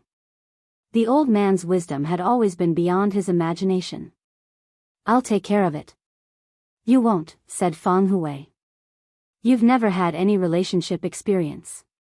You're like a newborn when it comes to this kind of thing. How are you going to deal with it? High IQ doesn't mean high EQ, plus, you're neither. You can't betray Wen Yuan," Fang Huwei said seriously. "Grandpa, I know," Fang Yan said without hesitation. However, his mind was a little uneasy, like the cold wind that was whistling past outside. How was he supposed to explain everything to Yin Yuan? "Wen Yuan, I'm in love with another woman. Wen Yuan, I'm in love with another woman. Wen Yuan, you." Fang Yan felt that he was such a scumbag. Feeling terrible, Fang Yan glanced at Lu Xiaoga and said, Grandpa, I told Xiaoga that she's my woman. I'll explain it to Wen Yuan as well. How about you scold me instead? Lu Xiaoga didn't listen to the conversation between Fang Yan and her grandfather. Instead, she sat on the high chair in front of the floor-to-ceiling window with the tea that Fang Yan had brewed for her. She looked out at the distorted world that seemed to be crying and howling. Her waist was curvy and her hips were plump, and her posture was elegant and alluring. You bastard, Fang Hui scolded him. How could you do such a thing? Are you worthy of Wen Yuan? Are you worthy of the Yi family? Are you worthy of the ancestors of the Fang clan? How can you be so selfish? Where do you want me to put my old face? Fang Hui had never scolded himself so harshly before, and Fang Yan felt very depressed. He did not utter a single word, silently enduring all of this. Are you pregnant? Soon, Fang Hui's voice was heard again. If only I were. Our family is so lacking in popularity. Fang Yan, you have a great responsibility. Even if I have to sacrifice my dignity, you have to get a whole family out of this. How am I supposed to face my ancestors otherwise? Fang Yan, the Fang clan is in great danger now. If anything were to happen to you, our Fang clan would be cut off. Grandpa, all right, I'm sleepy and I'm going to bed. You young people should get some rest too, Fang Hui said impatiently. By the way, tell Wen Yuan everything. Don't hide a word from her. You think Wen Yuan, I'm not Wen Yuan. How would I know if she killed you or castrated you? Fang Hui said grumpily. I'm hanging up. Call your mother more often. D. The busy tone came from the other end of the line. Fang Yan put away the phone and was about to say something to Lu Xiaoga when he saw Lu Xiaoga place the teacup on the high table and stand up. Then, she opened the door and walked out. When she came back again, she brought back a woman who was drenched. Fang Yan looked at the woman clearly and said in surprise, Shangxin, why are you here at this time? It's raining so heavily. Jiang Shangxin took the towel from Lu Xiaoga and wiped the rainwater off her face and head. She looked at Fang Yan, who was sitting on the sofa and drinking tea, and said, It wasn't raining when we set off, but it suddenly started raining when we reached the entrance of the neighborhood.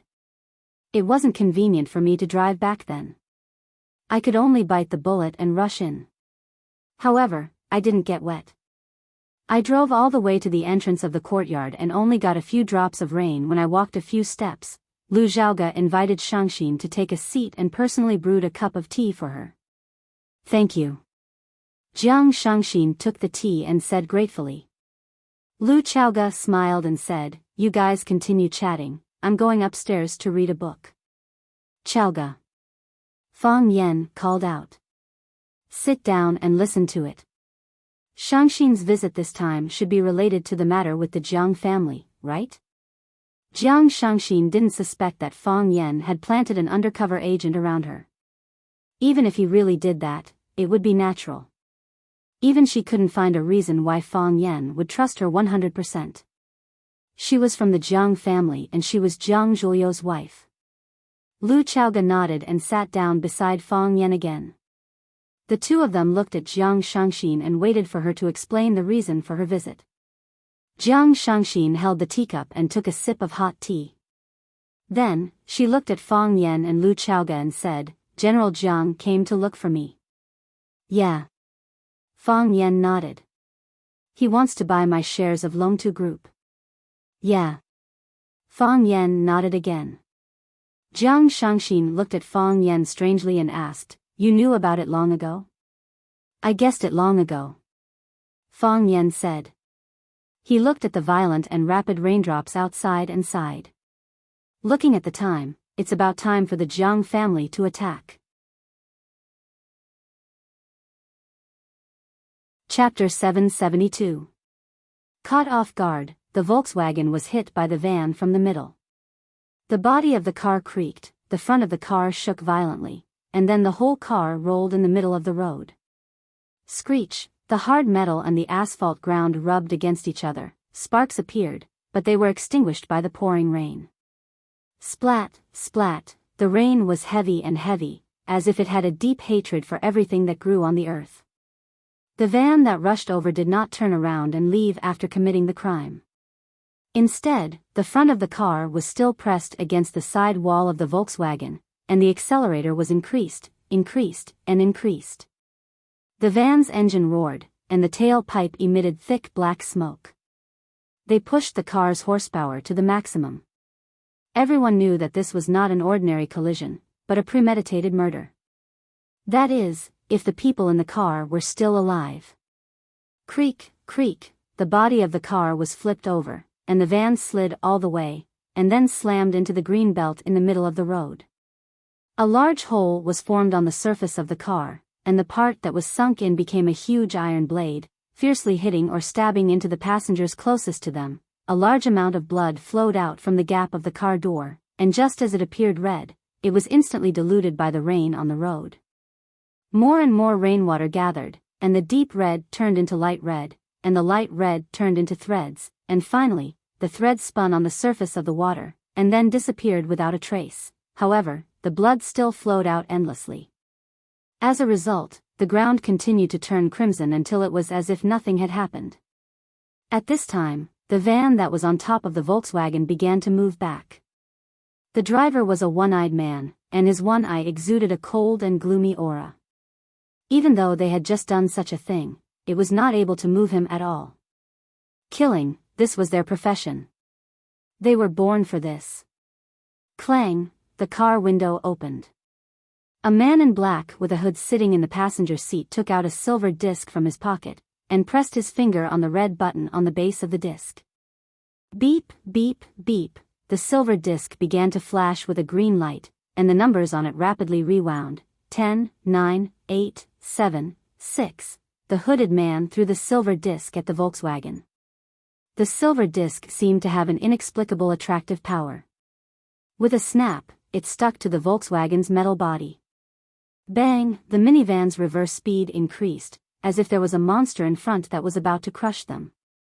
DDD, the numbers on the silver dial went back faster, and the alarm grew louder and louder.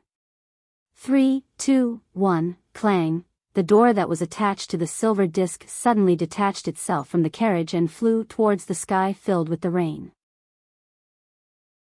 Bang, the silver disc exploded, and a corrosive green substance scattered in all directions. When the door came into contact with the green substance, it began to emit thick smoke even though it was made of steel. It began to melt and shrink at a speed visible to the naked eye, and finally disappeared completely. Not only the car door, but the green liquid that enveloped the sky, the rainwater, and the air that came into contact with it all turned into white gas and disappeared. For a split second, a vacuum appeared in the air within the explosion radius of the silver disc. There was no oxygen, no rain, only the white smoke that came out from the burning. At the same time that he kicked the metal door into the air, Fong Haohun's body was like an agile hunting dog as he pounced towards it. He did not run towards the minivan that caused the accident, but towards the left turn, towards the direction where Lia's Mercedes-Benz disappeared. It was obvious that their target was not him, nor the two thugs from the green-red gang that had their hearts and abdomens pierced by the metal shrapnel. Their target was Lia. And only Lia. Seeing Fong Haohun jump out of the Volkswagen and disappear into the rain in the blink of an eye, the one-eyed man and the hooded man in the minivan were shocked. They had long discovered the existence of the minivan, and their existence was to get rid of the minivan that was protecting them in the dark, so that the mission ahead could proceed smoothly. Originally, they thought that they had succeeded. The Volkswagen was knocked to the ground by them, and they even used an extremely expensive genetic medicine. Just one drop was enough to turn a cow into a puddle of liquid. Based on the amount they used, it was enough to turn the Volkswagen and everyone in it into gas. No one in this world would be able to find any evidence of their existence. But, why was that guy still alive? Why was he able to escape? There's a survivor, the one-eyed man said viciously. As he spoke, he stepped on the accelerator, and the minivan no longer retreated, but instead charged towards the direction where Fong Haohun disappeared into. He's a good fighter. The hooded man's voice was emotionless. He was like a dead person, a zombie. Kill him. Looks like they were prepared. The one-eyed man's voice carried a hint of mockery. That old dog Du Qing sure is considerate to his goddaughter. It won't change the overall situation. After the hooded man finished speaking, when the minivan was moving at high speed, he pushed open the door and jumped onto the roof. He stood on the roof and watched Fong Haohen's running figure. Fong Haohen's body was skinny, and his hands and legs were long. People often said that he looked like a human pole, or a scarecrow that was used to scare birds and beasts in the fields. However, when he ran with all his might, his speed was shockingly fast. Fong Haohen was very anxious. He was worried that something would happen to Leah. He was sent by Junior Marshal Uncle to protect Leah. He could not let Junior Marshal Uncle down. Most importantly, what he said to Leah was true. He said that he would protect Leah. He said that he would not let Leah come to any harm. He also said that even if he died, if those bad people stepped over his body, his unwilling soul would hug their legs. Of course, if they did not step over his body, then there was nothing he could do. Fong Haohen did not know how to like, how to love. In his life, there had never been such a word. If someone asked him, "Do you like or love Leah?" he would definitely be confused, not knowing what you were talking about. What was the difference between the two? Didn't they all want to be with her? Fong Haohen knew that he was not a hero, but when his woman was in danger, he had to stand up and save her. He didn't think about anything, and he didn't have time to think about anything. At this moment, there was only one belief in his heart: no matter what, Leah must be safe. He faced the strong wind and the torrential rain, rushing towards where his hope lay. He saw the Mercedes-Benz, which was parked by the side of the road.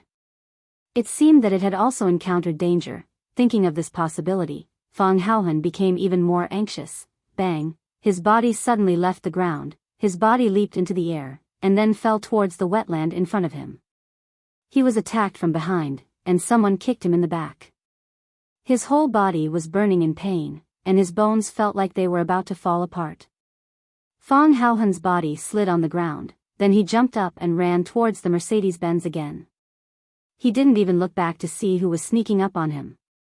He knew what the goal of those bad people was. They wanted to stop him from saving Leah. But, no matter what, he had to save Leah. This was the most important thing in the world. Fong Haohen jumped over the green belt, ran a few steps, and suddenly turned to the left. Whoosh! A big foot appeared in the dark night sky, passing through the place where he was just standing. Clang! The leather boots fell to the ground, and the hooded man stood in front of Fong Haohen. He looked at Fong Haohen, who wanted to go around him again, and said, "I know you don't have much time, but you'd better get past me first." Fong Haohen tilted his head in thought, then clenched his fist and ran towards the hooded man. As he ran, the bones in his body creaked loudly. But what was even more surprising was that his body was shrinking. With every step he took, his body would become shorter and smaller. By the time he reached the hooded man, Fong Haohen, who was originally much taller than the hooded man, looked like a child who could only reach the hooded man's shoulder. Bone shrinking art. Everyone in Swallow Dock knew that Fong Yingying and Fong Haohen were the two disciples that Mo Qingdi took in during his travels to challenge the world's strongest fighters. But what they didn't know was, when Mo Qingdi met Fong Haohen was performing the bone-shrinking skill. Fong Yingying was rolling iron rings, while Fong Haohen was able to pass through a very small iron ring. Not knowing what Mo Qingdi was thinking, he brought them back to Swallow Dock. While teaching them Fong Tai Chi, it was more important to let them display their own strengths. As a result, they became as shameless as Fong Yen. Fong Haohen's fist was also shrinking. Finally, it turned into a child's fist. But, the fist was white. The night was dark, and the rain was thick. But, you could still clearly see the whiteness of the fist, as if he was holding a luminous pearl in his hand. The light of the luminous pearl shone through the gap between his fingers. "Leah," he shouted Leah's name, then punched the hooded man's chest. Chapter 773. The person who understood you the most would always be your opponent. This sentence would never get old no matter what era it was. Fang Yan understood the Jiang family and knew that the Jiang family would definitely take revenge on him. He even knew that the Jiang family would definitely think of ways to instigate him. Of course, General Xing definitely understood Fang Yan and could guess all of this. Therefore, he met him openly and had no intention of hiding anything. Thinking of this, Jiang Shangxin was looking forward to the battle between these two men. The previous battle between Jiang Junling and Fang Yan ended with Jiang Junling's defeat. What about this time? They were both outstanding men from the Jiang family. Would General Xing be able to take revenge for his brother and defeat Fang Yan? So you already know about all these and have made sufficient preparations. Jiang Shangxin sighed and said. Jiang Shangxin knew that Fang Yan was a smart person. She knew that even if she didn't come, Fang Yan would definitely know that General Xing had gone to see her.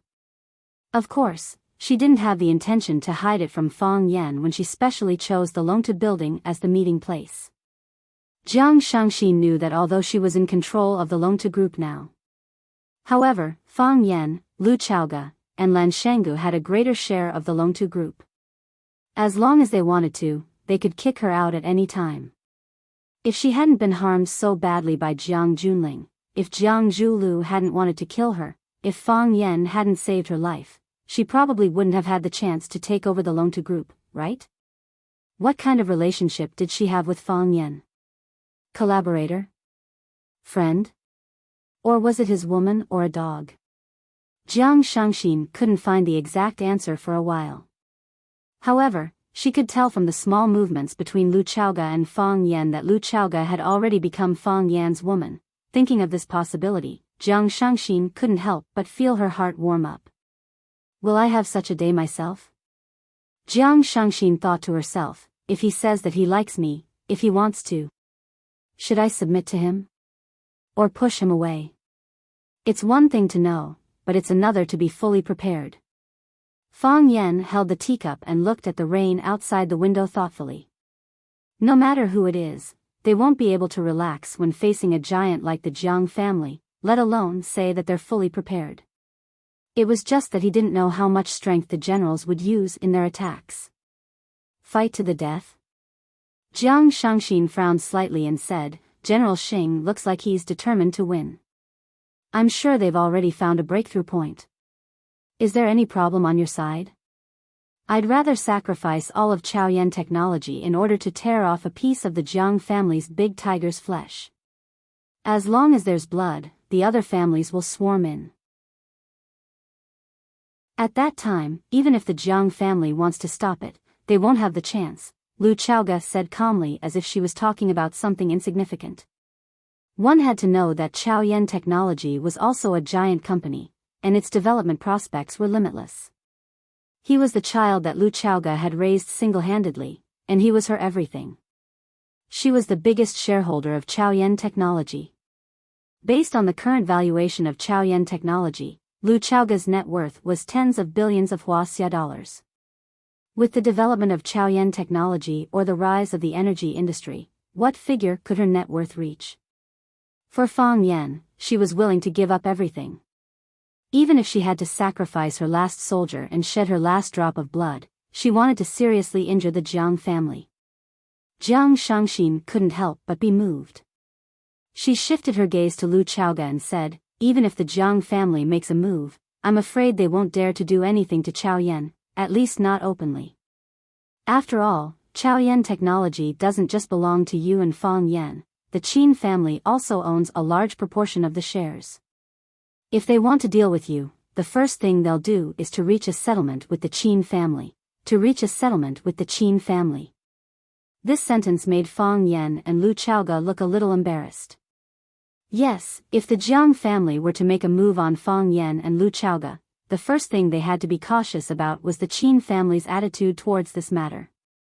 The Qin family was the biggest shareholder of Chaoyan Technology, and also the big backer behind Fang Yan and Lu Chaoga.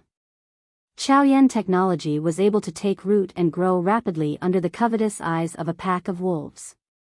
On one hand, it was because of Lu Chaoga's ability and persistence, and on the other hand, it was because of the Qin family supporting them from behind. Be it the technical personnel or the security forces, most of them were sent by the Qin family. Whether it was the former head of Lu Chaoga's guards, Scholar, or the current head of the guards, Qin Ning, they were all experts sent by the Qin family. In Chaoyan technology, Lu Chaoga was the largest shareholder, the Qin family was the second largest shareholder, and Fang Yan was the third largest shareholder. According to the proportion of shares, it was natural that Fang Yan and Lu Chaoga had the advantage. For so many years, under the strong support and promotion of Qin Etian, the Qin family support and help to Chaoyan technology was meticulous.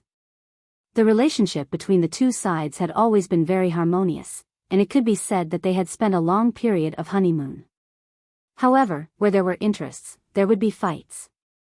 The founding party led by Lu Chaoga and the parachute party backed by the Qin family had always been in a state of open and secret struggle. Lu Chaoga wanted to maintain her leadership position, but the Qin family also wanted to seek a greater voice in Chaoyan technology.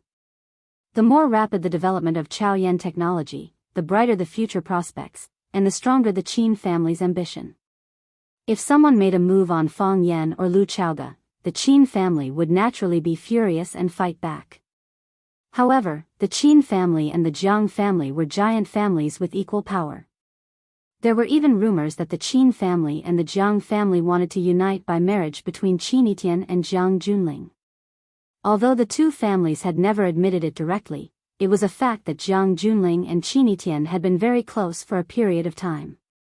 If, just to say that there was such a possibility, if the Jiang family had greater benefits, for example, after they destroyed Fang Yan and Lu Chaoga, let the Qin family occupy the dominant position of Chaoyan technology, or directly give the entire Chaoyan technology to the Qin family, perhaps it was an equally irresistible benefit. How could the Qin family not be tempted? With the disappearance of Fang Yan and Lu Chaoga, who would be the biggest winner? Would it be the Jiang family? The Jiang family was just taking revenge. The Qin family was the biggest winner. They would own the entire Chaoyan technology. Sometimes, the real enemy was not the opponent who fought with you fiercely with swords and spears, but the comrade who suddenly stabbed you while you were fighting shoulder to shoulder.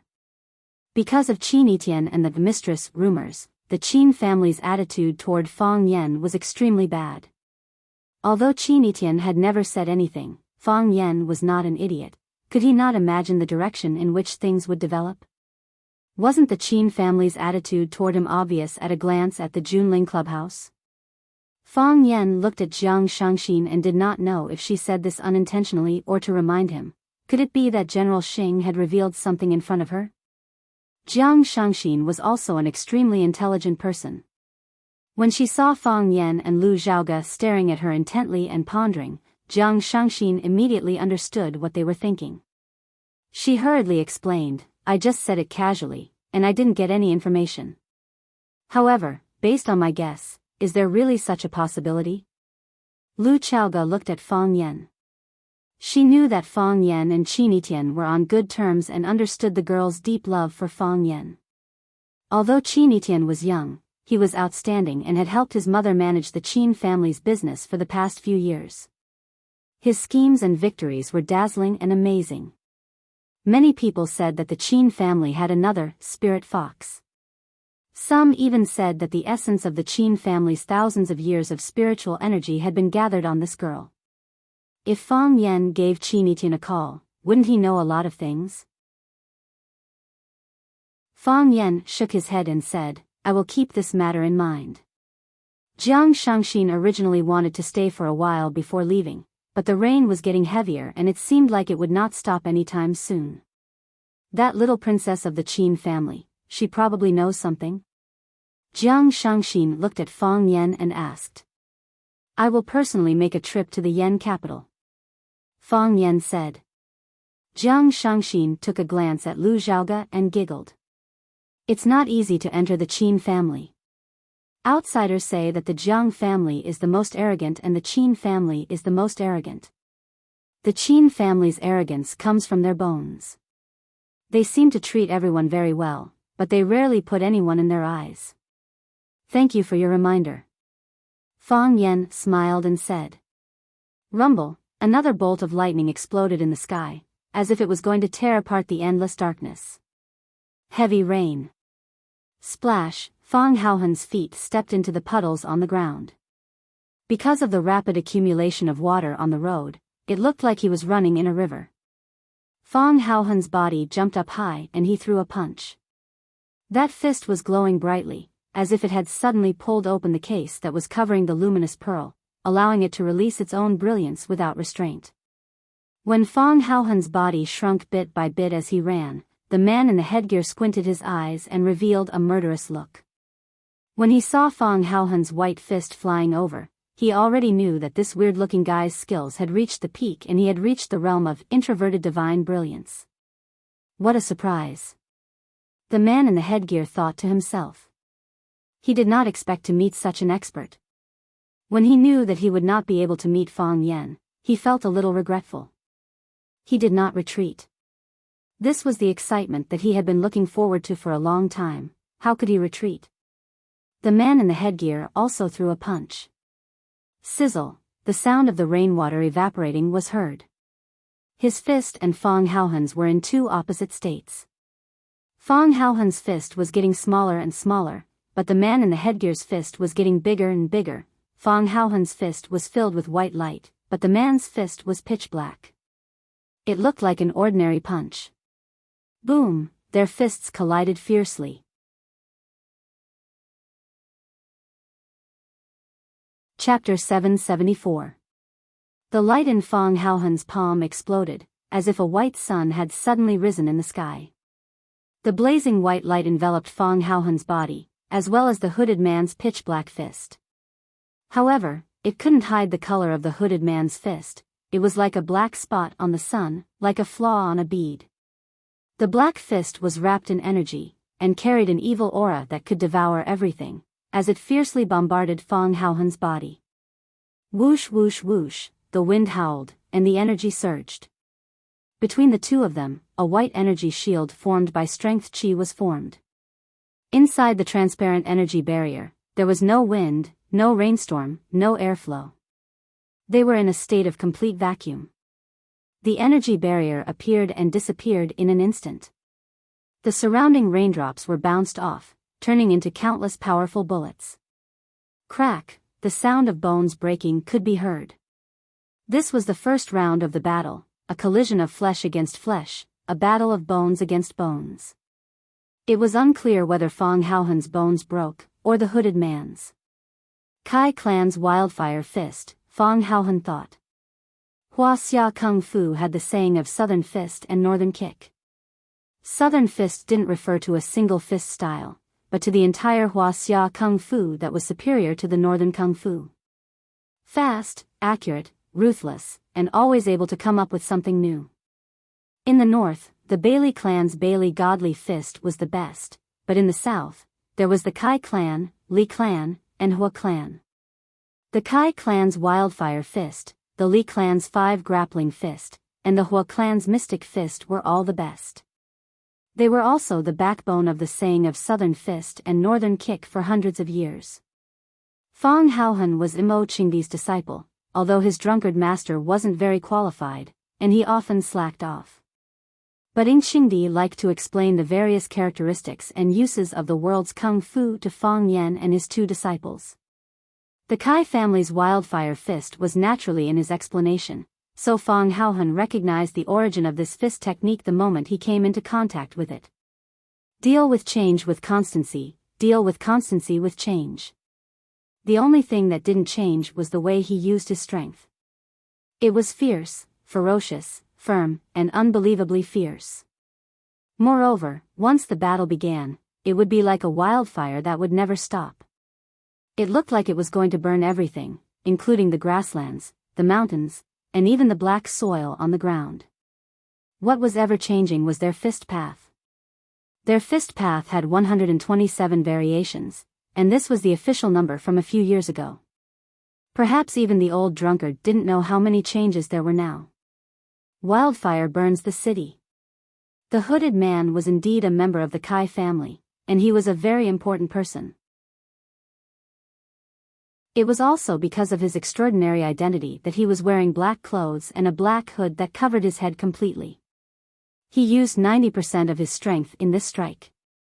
He wanted to smash Hero Fong into a pile of bones with a single punch, even though he looked like a silly-looking big guy. Die, the masked man shouted in a muffled voice. Boom, the light in Fong Haohen's palm flashed again, like the last radiance of the setting sun, or the rebound before death, and then disappeared. Hiss, Fong Haohen and the hooded man's bodies were motionless at first, but then, as if they had been electrocuted, they bounced back in the opposite direction at the same time. Whoosh, Fong Haohen's feet slid quickly on the ground, creating wave after wave of water. A majestic force pushed his body backward. In the process of retreating, his shrunken body began to swell and grow larger. Crack, crack, crack, the bones in Mr. Fong's body kept creaking. When he struggled to stand in the rain, his body had returned to its previous dry and skinny body of a utility pole. The hooded man's body flew into the air and smashed into the distance. His body passed through the rain and the green belt by the side before falling to the ground with a thud. As the ground was too slippery, his body slid all the way until he hit a billboard by the side of the road. Pwah, the hooded man's chest was agitated, and then he spat out a mouthful of blood. He was injured in that attack just now. He was actually injured. The wildfire fist was known for its strength, and the way it was used was very unique.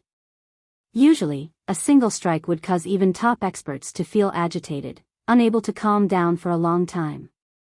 But, what was up with this skeleton monster today? He still couldn't understand the meaning of the two flashes of light. According to his realm of converged divine essence, he could only complete an attack of that level with all his strength. He retracted his power and blasted it one more time. That's impossible. The hooded man shook his head in denial. How old was this monster? How could he have reached the legendary heavenly Tao realm of inner strength circulation? Or could it be that this was a method of exerting strength that he didn't know of? The hooded man had blocked Fong Haohen's first flash of light, but his body was injured by the second flash of light. Although the second flash of light wasn't as bright as the first, and the strength wasn't as great as the first, it was enough to seriously injure the hooded man who was temporarily in a blank state. He felt like his organs had shifted, and what was even more unbearable was that his right arm was in excruciating pain.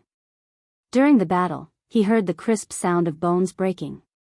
It wasn't hard to imagine that it was the sound produced when one's bones couldn't withstand the heavy blows. The torrential rain poured down on his face and body.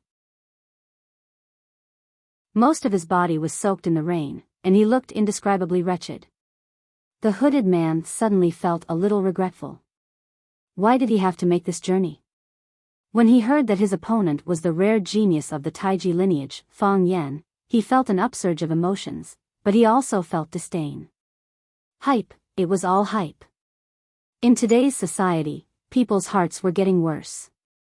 Even some of the people in the inner world were infected with the bad habits of the outside world. Kung Fu was trained day and night with punches and kicks. How could it be packaged and hyped up? He came out this time to have a good battle with Fong Yan, to expose the false face of the revival of Taoism. When he came out to carry out the mission today, he felt a little unhappy when he heard that he might not be able to meet Fong Yan. He came for Fong Yan, but if he couldn't even meet Fong Yan, what was the point of coming out? What? My opponent is a martial nephew of Fong Yan? When he heard the news, he nearly smashed the table he was eating at. He shouted at those people, "Isn't this insulting?" Only now did he know that others weren't insulting him, but he was the one who insulted him the most. Isn't this insulting? When the hooded man thought of this sentence, he wanted to bury his head in the rain and never lift it again. Fong Haohen didn't care what the hooded man was thinking. Anyway, he wasn't the woman he liked, and they weren't friends. After Fong Haohen's figure stood still, he glanced at the hooded man's position and quickly ran in his direction. Let's get rid of him first, Fong Haohen thought in his heart. Anyway, it's just something along the way. He had to admit that after being with Fong Yan for a long time, he would more or less be infected with Fang Yan's temperament of not wanting to be at a disadvantage and desperately trying to take advantage of others. For example, he had already defeated his opponent. If he killed him along the way, then even if he suffered some losses, it wouldn't seem that big, right? Of course, 100 hooded men couldn't be compared to his Xiaoya. Not even 1,000,000. Kacha, Fang Haohen's body bent slightly, and he dived toward the hooded man's position.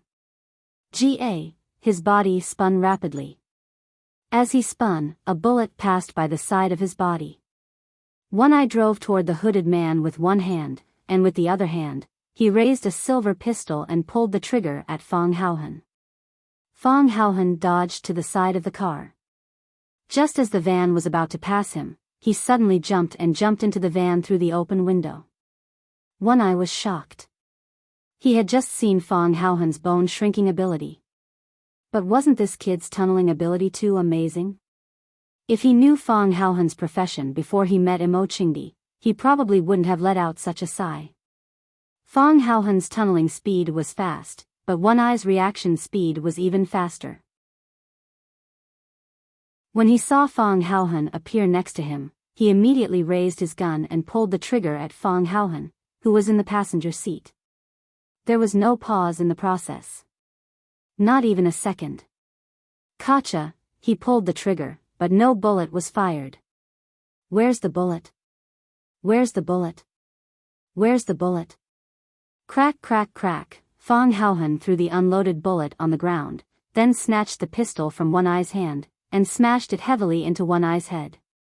Kacha, after 2 or 3 hits, One Eye's head was a bloody mess. His forehead was covered in blood, and his only eye had become blurry due to the blood that had seeped into it. Heaven has a path, but you don't want to take it, and hell has no doors, but you want to barge in. You want to die. I'll send you to die. One Eye's face was ferocious, and he laughed maniacally. He slammed his palm on a red button on the steering wheel, and then the van he was in exploded into pieces with a loud bang. Green liquid splashed everywhere, and the body of the van was quickly corroded into thick smoke.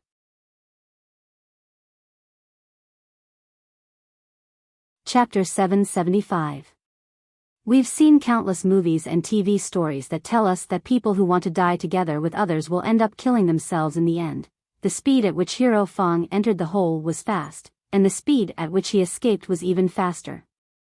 When Fang Haohen saw the one-eyed man laughing hysterically, he knew that he would do something shameless.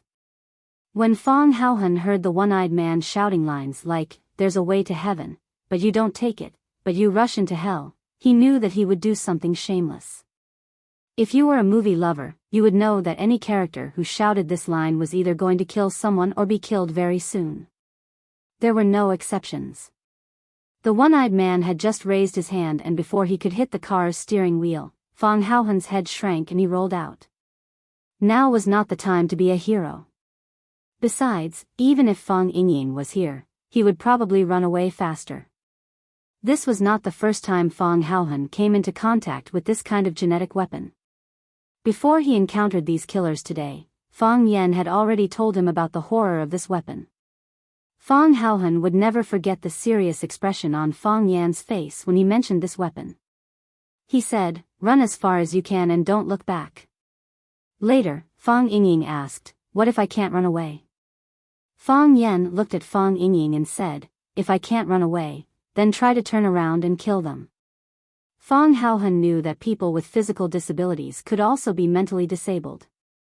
People with this kind of mental disability could do anything that ordinary people could not understand, such as suicide. Therefore, Fang Haohen ran away shamelessly. Even if the one-eyed man was faking it, if he didn't slap him, he would accept it. The one-eyed man finally slapped him. The van they were driving was a genetic explosive warehouse. The control button was on the steering wheel controlled by the one-eyed man. When he detonated the bomb, the van exploded with a bang.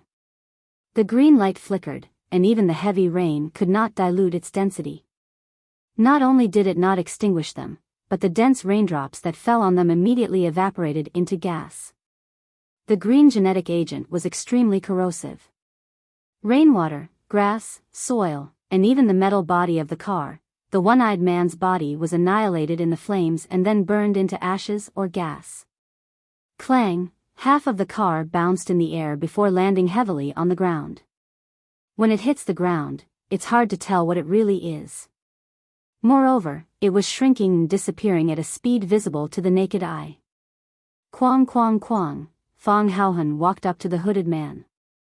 Fong Haohan looked at the man soaked in the rain and said, "Why bother? Does the Kai family need to be someone else's dog?" "It's not easy for anyone to live," the hooded man said sorrowfully. "Just like you now, it's not easy for you to kill someone, but for someone else to kill you. Yeah, it's not easy for anyone to live." Fong Haohan nodded and said, "You guys kidnapped Leah? Taken away?" The hooded man nodded and said, "We are only in charge of intercepting them. The people who are really in charge of snatching them are very strong, not any weaker than you or I. If Leah doesn't have a stronger expert protecting her, they should have succeeded. Now that I think about it, I thought the mission on the other side would be a bit more dangerous, but I didn't think we would run into a tough one. This is fate, then I'll have to trouble you." Fong Haohan wiped the rainwater off his face and spoke with a very serious tone. "Tell me where they went, I'll go and get her back. I don't blame you for wanting to kill me, and then? You don't have to die, you're very good at negotiating, and the conditions you offer are also very tempting." The hooded man laughed loudly. "But I can't promise you that. Is there something you're more afraid of than death?" "There is. What is it?" "My entire family is dead." Fong Haohan went silent for a bit, then said, "I can understand your situation. To be honest, I really want to let you go. That's making things too difficult for you." The hooded man smiled and said, "If I leave, I'll still have to listen to someone else's orders, become their dog, and kill people, kill you, and kill your family. That's right. That's why I can't let you go." Fong Haohan was a bit annoyed as he scratched his head a few times and said, "What do you think I should do?" "I'll listen to you. You're really making things difficult." The hooded man smiled bitterly. "What kind of advice can I give you for something like this?" Fong Haohan looked straight into the hooded man's eyes and asked, "Can you take off the hooded man's head?" "Why bother?" The hooded man smiled and said, "I'm already going to die, why humiliate me again?" "That's true." Fong Haohan nodded and said, "If you don't want me to see, then I won't." The hooded man propped himself up with one hand and climbed up from the rain. Because the rain had soaked his clothes, the black night clothes and the hooded man's head were tightly stuck to his body, as if they were one with him. The hooded man bowed deeply to Fong Haohan and said, "Although the winner takes all, but I can't tell you where that woman was taken. I still feel very sorry. Even if you don't tell me, I'll still find her," Fong Haohan said with a resolute expression. "If I can't find her today, I'll find her tomorrow. If I can't find her, my junior martial uncle will definitely find her." "Fong Yan, how unfortunate that we won't have the chance to meet again," the hooded man said. He raised his uninjured left hand. The left hand clenched into a fist, then began to expand in the air. It carried a cold, dark glint, like the hand of the Grim Reaper. Boom! The hooded man's fist struck his own head. His head exploded like a watermelon. His head, as well as the hooded man's head, turned into scattered pieces of flesh and cloth, flying in all directions. He didn't want anyone to see his face. And no one would be able to see his face again. In order to not bring shame to his family, in order to not bring danger to his family. Fong Haohan blankly stared at the headless corpse that once again fell to the ground, then said to him with a serious expression, "Don't worry, your hatred is also my hatred. I'll carry it for you." The rain was getting heavier, washing away the sins of this world. Fong Haohan's tall body was running in the wind and rain, like a savage from ancient times. Rumble, the sound of a car engine could be heard from the door again. Fong Yan and Lu Chaoga were standing in front of the French window in the living room, watching as the door of the dark Mercedes-Benz opened and a man came out from the passenger seat with an umbrella. Before the umbrella covered his head, Du Qing, in a black trench coat, had already opened the door and got out of the car. Du Qing looked up at the French window in the living room. His and Fong Yan's eyes collided in midair through the whistling wind and the dense rain. Fang Yan nodded at him, and then Du Qing strode towards the front door of the villa. Du Qing stood at the door of the living room. He took off his black trench coat, and the bodyguard in black behind him immediately reached out to take it. The bodyguard next to him squatted down to help him take off his shoes, but was pulled up by him and shouted, "When did I, Du Qing, ask my brother to take off my shoes? Get out of the way." Du Qing bent down to take off his shoes, and slowly and calmly untied the shoelaces of his leather shoes. He untied one shoe, then the other shoe. He took off both shoes and put them on slippers, then picked up his leather shoes and put them in the shoe cabinet. Du Qing took the towel that Lu Chaoga handed over, bowed slightly to Lu Chaoga, and said with a smile, "Thank you, Miss Lu." Lu Chaoga nodded and turned to help the guests make tea. Du Qing took the towel and wiped the rain off his face, then walked to Fang Yan's side and stood still. Looking at Fang Yan, who was anxious and impatient as if the rain would never stop, he said, "This rain is very heavy. This rain is very heavy." Fang Yan nodded and said, "Don't blame a hero, he is a good boy. I like him very much." Du Qing said aloud, "I don't blame him." Fang Yan nodded and said, "But he is blaming himself." He came back to say something, and then went out again. When he went out, Fang Yingying also went out. "My two nephews are usually joking and not decent, but they are a bit stubborn. They will definitely stick to something they are determined to do. They can't be blamed. The main thing is that their improper master didn't teach them well. People were lost, and they were lost in the hands of a hero. So, they will definitely find a way to find them. If they can't find them in one day, then they will look for them for 2 days. If they can't find them in 2 days, then they will look for them for a year, for the rest of their lives. Such a heavy rain, it must have been hard on these two children." Du Qing sighed. "It's not easy for anyone to live." Fang Yan said. "That's what the Kai family said." The hero said that the Kai family also made a move. He recognized the Kai family's wildfire fist. "This isn't over yet." Du Qing grinned. It was a soundless laugh, but it made people's hearts palpitate. "I don't care if it's the inner Jianghu or the outer Jianghu, I have people, I have guns. I want to destroy the Kai family, I don't want any of them to live." Fang Yan looked at Du Qing with a bit of guilt and said, "The hero wants me to ask you a favor." "Please say it." "Let the Kai family go." Fang Yan said. Fang Haohan made a deal with the Kai family. As long as he told them Li Ya's location, they would let him go. But that person didn't agree. He said that the thing he feared more than death was the death of his entire family. Then he bowed and apologized to Fang Haohan, then used the Kai family's wildfire fist to smash his own head. It's not easy for anyone to live, he just wanted to save his own life. Some people want to save their own life, some people want to save their family. Du Qing nodded and said, "He's a hero. If the Kai family doesn't mind, I'll go and become sworn brothers with them."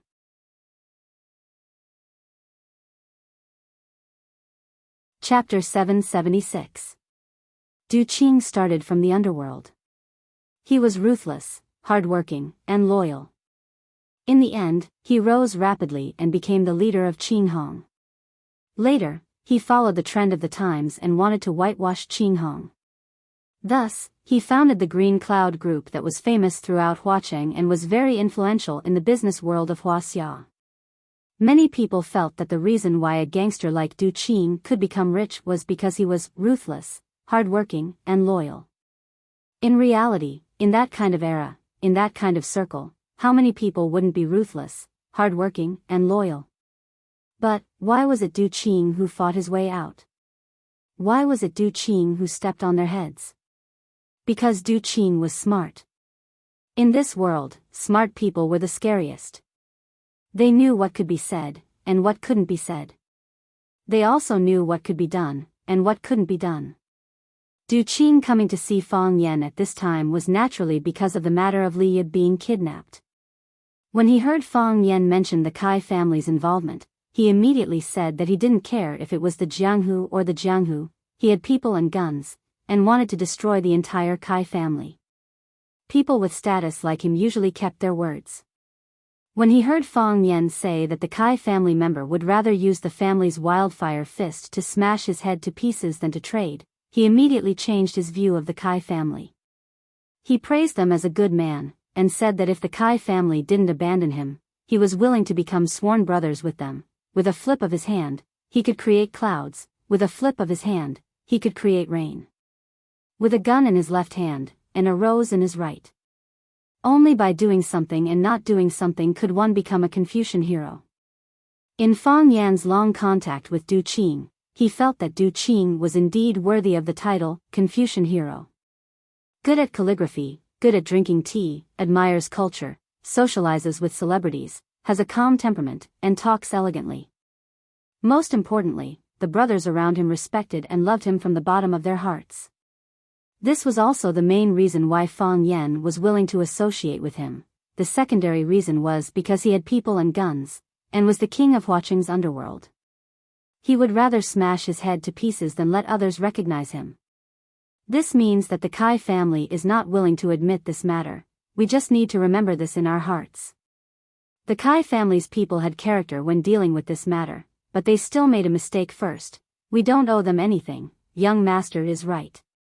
Du Qing nodded and said, I'm used to fighting and killing.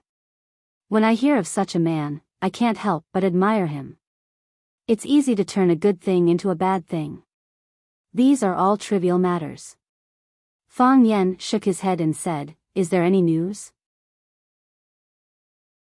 Everyone has been sent out. I received a few calls on the way. They said that they found a suspicious target, but when they went over, they found out that it was the wrong target, Du Qing said in a deep voice. These people are all experts, and they know how to hide themselves. They came prepared. It won't be an easy task to find them in such a huge flower city. Fang Yan comforted Du Qing and said, Don't worry, their target is not Liya. I know. Their goal is not for Liya, but to force me to submit. Du Qing said with a smile. Little Ya is taking the blame for me. Fang Yan looked at the deep outline of Du Qing's profile and asked, Have you decided? I've decided. Du Qing smiled bitterly. In their hands, Little Ya doesn't have a better choice. Don't you want to give yourself more time? Or, will there be news of Liya on your side or my side? You know what kind of people they are, and I also know what kind of people they are. When dealing with people like this, it's best to follow their heart. They can be willful, but I can't. Du Qing had a helpless expression and said, You should know about Liya. Although she is the daughter of my brother, he entrusted her to me after he left. All these years, Du Qing, have never lacked women, but I have never thought of letting those women give me a son or a daughter. Why? I'm afraid. A person like me can be hacked to death on the streets or assassinated in my own room at any time. If I die, how can my enemies who are hiding in the dark, those who have a life and death feud with me, let my family go? If I want to give birth to them, then I need to have the ability to protect them. If I can't protect them, then it's best not to give birth to them. Although I don't have children, I want to have a child. So, Liya is my only child, she is my daughter. Among all the fathers in the world, how many of them are willing to risk their own daughter's life? I understand. Fang Yan said. Although I've already made my decision, I still feel that I should come and say hello to you. Du Qing looked at Fang Yan apologetically and said, If that's the case, I can't help you anymore. Especially at this time. It's okay. Fang Yan looked at Du Qing, looked at this man who knew how to judge the situation, and said, You have already helped me too much, this time I owe you. Du Qing laughed and waved his hand. You understand me, and I also understand you. Let's not talk about things like you owe me and I owe you anymore. When this is over, let's have a good drink again. Be good brothers again. Fang Yan said seriously. You're taking advantage of me, Du Qing said with some complaint. Then, his big hand tightly grasped Fang Yan's hand and said, As long as we're alive, we'll be good brothers again. Lu Chaoga came over with tea. Du Qing took the teacup and took a sip, then put the teacup on the tea table. Du Qing looked at Lu Chaoga with a smile and said, "Miss Lu's tea is something I will never get tired of. It's much better than the tea brewed by that lass Leah." That lass simply threw the tea leaves into the boiling water. "Miss Lu, although I really want to finish this cup of tea, time is of the essence and I still have some personal matters to deal with. So, I'll leave this half a cup of tea for now. I'll enjoy it when I come back." Lu Chaoga nodded, looked at Du Qing with admiration and said, "Whenever CEO Du comes, there will be good tea for you." Du Qing smiled, waved his hand at the two, then turned around and walked outside. He changed into leather shoes at the entrance, put on the coat on the hanger, then pushed open the door and walked out. The bodyguards in black surrounded him, raising black umbrellas to cover his head. His body rushed into the rainforest, tall and straight. Even something like this couldn't make him lower his head and bend his back. Fang Yan and Lu Chaoga didn't send him out, they stood in front of the floor-to-ceiling window and watched Du Qing's receding figure. "He's a good man."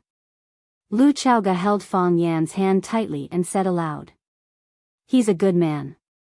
Fang Yan held Lu Chaoga's hand tightly and said aloud, "The wind didn't stop, and the rain didn't stop, but tonight, the people of Huaqing received something even more shocking than the rainstorm." Du Qing turned himself in. Du Qing, the leader of Qinghong, the founder of Green Cloud Group, the king of Huaqing's underworld these years, was there something wrong with his brain? Why would he turn himself in? One must know, Du Qing's whitewash was very successful.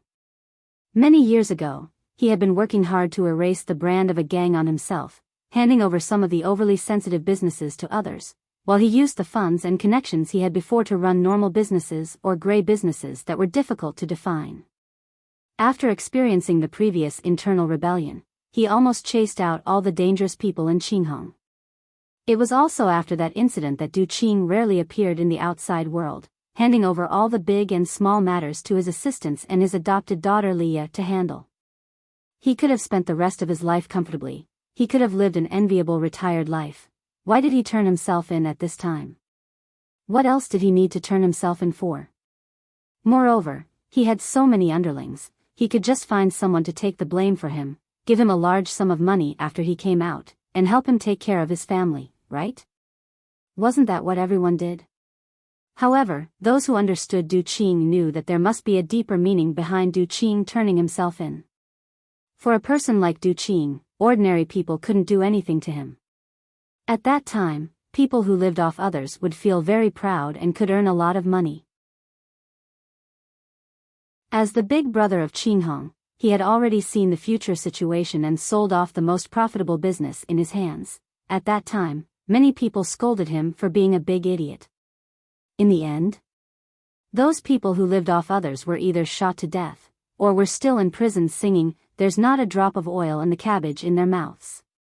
A few of them had good endings and good luck, but they were only in the business of transporting goods or contracting some sand and stone factories to support their families. How could they be compared to Du Qing, who was a big shot in the business world?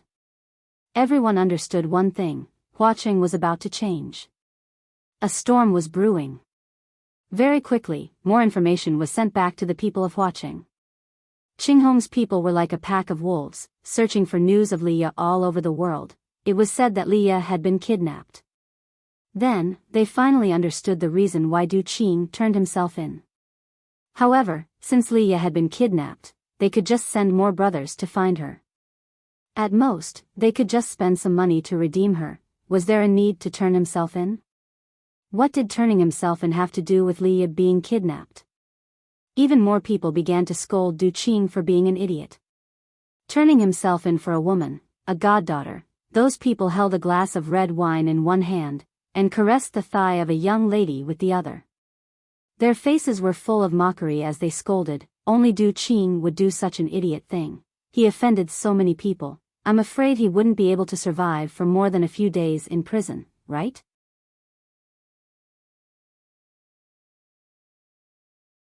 Chapter 777. The heavy rain had just stopped, and the sky was still misty. The drainage system in the neighborhood was excellent. The rainwater that had accumulated up to their ankles had all been drained. After a night of rain, the cement road was as white as a mirror. The grass was greener, and the autumn flowers were redder. Of course, due to the strong wind and heavy rain, some of the tender grass in the courtyard was blown away. A frangipani tree had its trunk broken. The trunk was broken, but there was still a piece of flesh attached to the tree. It looked like it was reluctant to part with its mother. The cleaner, who was responsible for cleaning the community and clearing the fallen leaves, found something strange. This community was a high-end villa community. Usually, at 6 or 7 o'clock in the morning, the community was as quiet as night. There were almost no signs of activity. Only after 9 o'clock would there be a busy state of cars coming and going. However, the situation today was a little special. It was only 5 o'clock. Not even 6 o'clock. It should be the golden time when the nobles who had been busy the whole night were sleeping soundly or had just fallen asleep. However, there were a few luxury cars entering the neighborhood. Moreover, these luxury cars arrived at the same villa, the entrance of A11's courtyard. Fang Yen didn't sleep the whole night. He kept receiving information from all sides. Fang Yingying and Fang Haohan hadn't returned yet, which meant that they hadn't found Li Ye's information yet. Du Qing had turned himself in, and the person in charge of searching for the hostages was Du Qing's trusted aide, Green Wolf. Last time when Qing Hong rebelled, Green Wolf guarded Du Qing and made a great contribution. With Qing Hong's veteran 13, Tiger Lord, and a bunch of others in prison, Green Wolf and the other rising stars naturally had the chance to stand out. Du Qing lost his freedom after he was imprisoned, so it was a little difficult for Green Wolf to handle the situation alone. Therefore, when Du Qing left, he instructed him to report to Fang Yen in time if there was any situation. When he wasn't around, Fang Yen would issue orders on his behalf. Green Wolf knew the relationship between Du Qing and Fang Yen, and he also knew Fang Yan's superb martial arts and ruthlessness. He responded to Du Qing's call to look for Fang Yen if there was any difficulty. Therefore, in the process of searching for the hostages, as long as there was any movement, they would report to Fang Yen. A suspicious vehicle has been spotted at the seafood pier. We've sent our brothers from the Heavenly Squad to check it out. The informant said that they found traces of the enemy in the abandoned factory in Baiyun district. Now they are asking the Brothers of the Earth team to go and rescue them. The Xian team is on standby and ready to provide support. Doggy Li's people are starting to cause trouble. They want to snatch Qing Hong's place. Doggy Li and Master Qing have a grudge. Fang Yen did not feel impatient. On the contrary, he attached great importance to the information he collected each time. He organized the information one by one, and then kept marking and writing on the map of Flower City. From time to time, he would discuss something with Lu Chaoga. Lu Chaoga did not sleep for the whole night. Fang Yen urged her a few times, but she still insisted on staying by Fang Yan's side. When Fang Yan's teacup was empty, she filled it with water in time. Fang Yen was hungry, or rather, she felt that Fang Yen was hungry. She went to the kitchen and brought over a bowl of steamed buns with chili oil. If Fang Yen missed something, she would subtly remind him. When Fang Yen had something to discuss with her, she would give her opinion in time. Moreover, these opinions were quite important. The ancients all liked women who were beautiful. Lu Chaoga was not just a simple, beautiful woman. She could take charge of a region's affairs, and she could even hold a leadership position in a place where strong people gathered. Most of the information is invalid, and even all of the information is invalid. However, if there is one piece of information that is true, or if there is one piece of information that is true out of 10,000 pieces of information, it means that we have found Li Ye's location. This is very important to us and Li Ye, and it is also very important to Du Qing. This was how Fang Yen explained to Lu Chaoga. Du Qing was his ally, and he was his brother. The reason why Fang Yen was able to stabilize the foundation of Flower City was closely related to Du Qing's help. Without the help of Du Qing's tens of thousands of green and red disciples, How could he know everything that was happening in Flower City? If the generals were to start a war against Fang Yan, Du Qing would be the best breakthrough point and target. Du Qing started his career from the shadows. Although green and red had been shuffled several times, how could he prove that he had cleaned up everything? Especially Du Qing himself. Everyone knew that he was the biggest gangster leader in Flower City back then. He was still the same. You're such a big shot, yet you've never done anything illegal before? Had he never shot someone in the dark and buried someone in a deep hole? No. Who would believe you if you said you hadn't? So many of your brothers had gone in, but you, as the leader, were pure and clean, looking like the reincarnation of a good person. Did you think everyone else was an idiot? If it was a normal day, even if others knew about Du Qing's background, they would be helpless against him. However, it just had to be at this moment. When Li Ye had been kidnapped, Du Qing had no choice but to pinch his nose and make some compromises. For example, turning himself in. Fang Yan did not sleep for the entire night, and Lanshan Valley's willow tree also woke up very early. The news of Li Ye being kidnapped and Du Qing turning himself in had already spread to everyone's ears. How could they not have received the news? Regardless of whether they liked Du Qing, or whether they cared about this gang leader who was born in the wilderness, they were on the same side as Du Qing. Since something had happened to an important person on their side, they naturally had to discuss it with Fang Yan, the core figure. Jiang Shangxin followed closely behind them. Not long after Jiang Shangxin left last night, Du Qing came to visit and made the decision to turn himself in. She went back to take a shower, and before she could lie on the bed, she received the shocking news of Du Qing turning himself in. At that moment, she wanted to rush over to see Fang Yan again. However, she thought about it and decided to lie on the bed for a while. She slept all the way until 5 in the morning before she rushed over with her chauffeur and bodyguards. Is it necessary to turn himself in? Jiang Shangxin's face was full of worry. Is there no other solution? It's not that there isn't, Fang Yan scratched his head. Although he did not sleep for the entire night, he seemed to be in good spirits. However, there was a layer of oil on his face and hair, and he did not look very clean and neat. But this is the safest method. Du Qing is too important to us. Lan Shanggu raised his thick eyebrows and said, if he's not around, Qing Hong will not be able to play its role. We do not have Qing Hong's help. If we only rely on our own intelligence channels, we will need to spend a lot more time on many things that happen and develop. Moreover, if those people use Li Ye as a threat to get Du Qing to help them, they won't. Fang Yan said firmly. Du Qing won't. Lan Shanggu took a look at Fang Yan and did not say anything else. It would be a taboo to say something too explicit. You said that Du Qing might be instigated by others, but what evidence do you have? If Du Qing himself or Du Qing's people heard what you said, what kind of attitude would they have towards you in the future? However, what Lan Shanggu did not understand was why Fang Yan trusted Du Qing so much. That's strange too. Jiang Shangxin said, since they kidnapped Li Ye, they could totally ask Du Qing to stand on their side. Why did they send Du Qing to prison? Firstly, it's impossible for Du Qing to stand on their side. Fang Yan looked at Jiang Shangxin and explained patiently. Secondly, they won't believe Du Qing. Du Qing is our friend, they would rather destroy him than use him. That would only increase the number of variables. Therefore, after Du Qing confirmed that Li Ye was kidnapped, his only choice was to turn himself in, let them see it with their own eyes and believe that Du Qing would no longer participate in this war. They have always been so suspicious.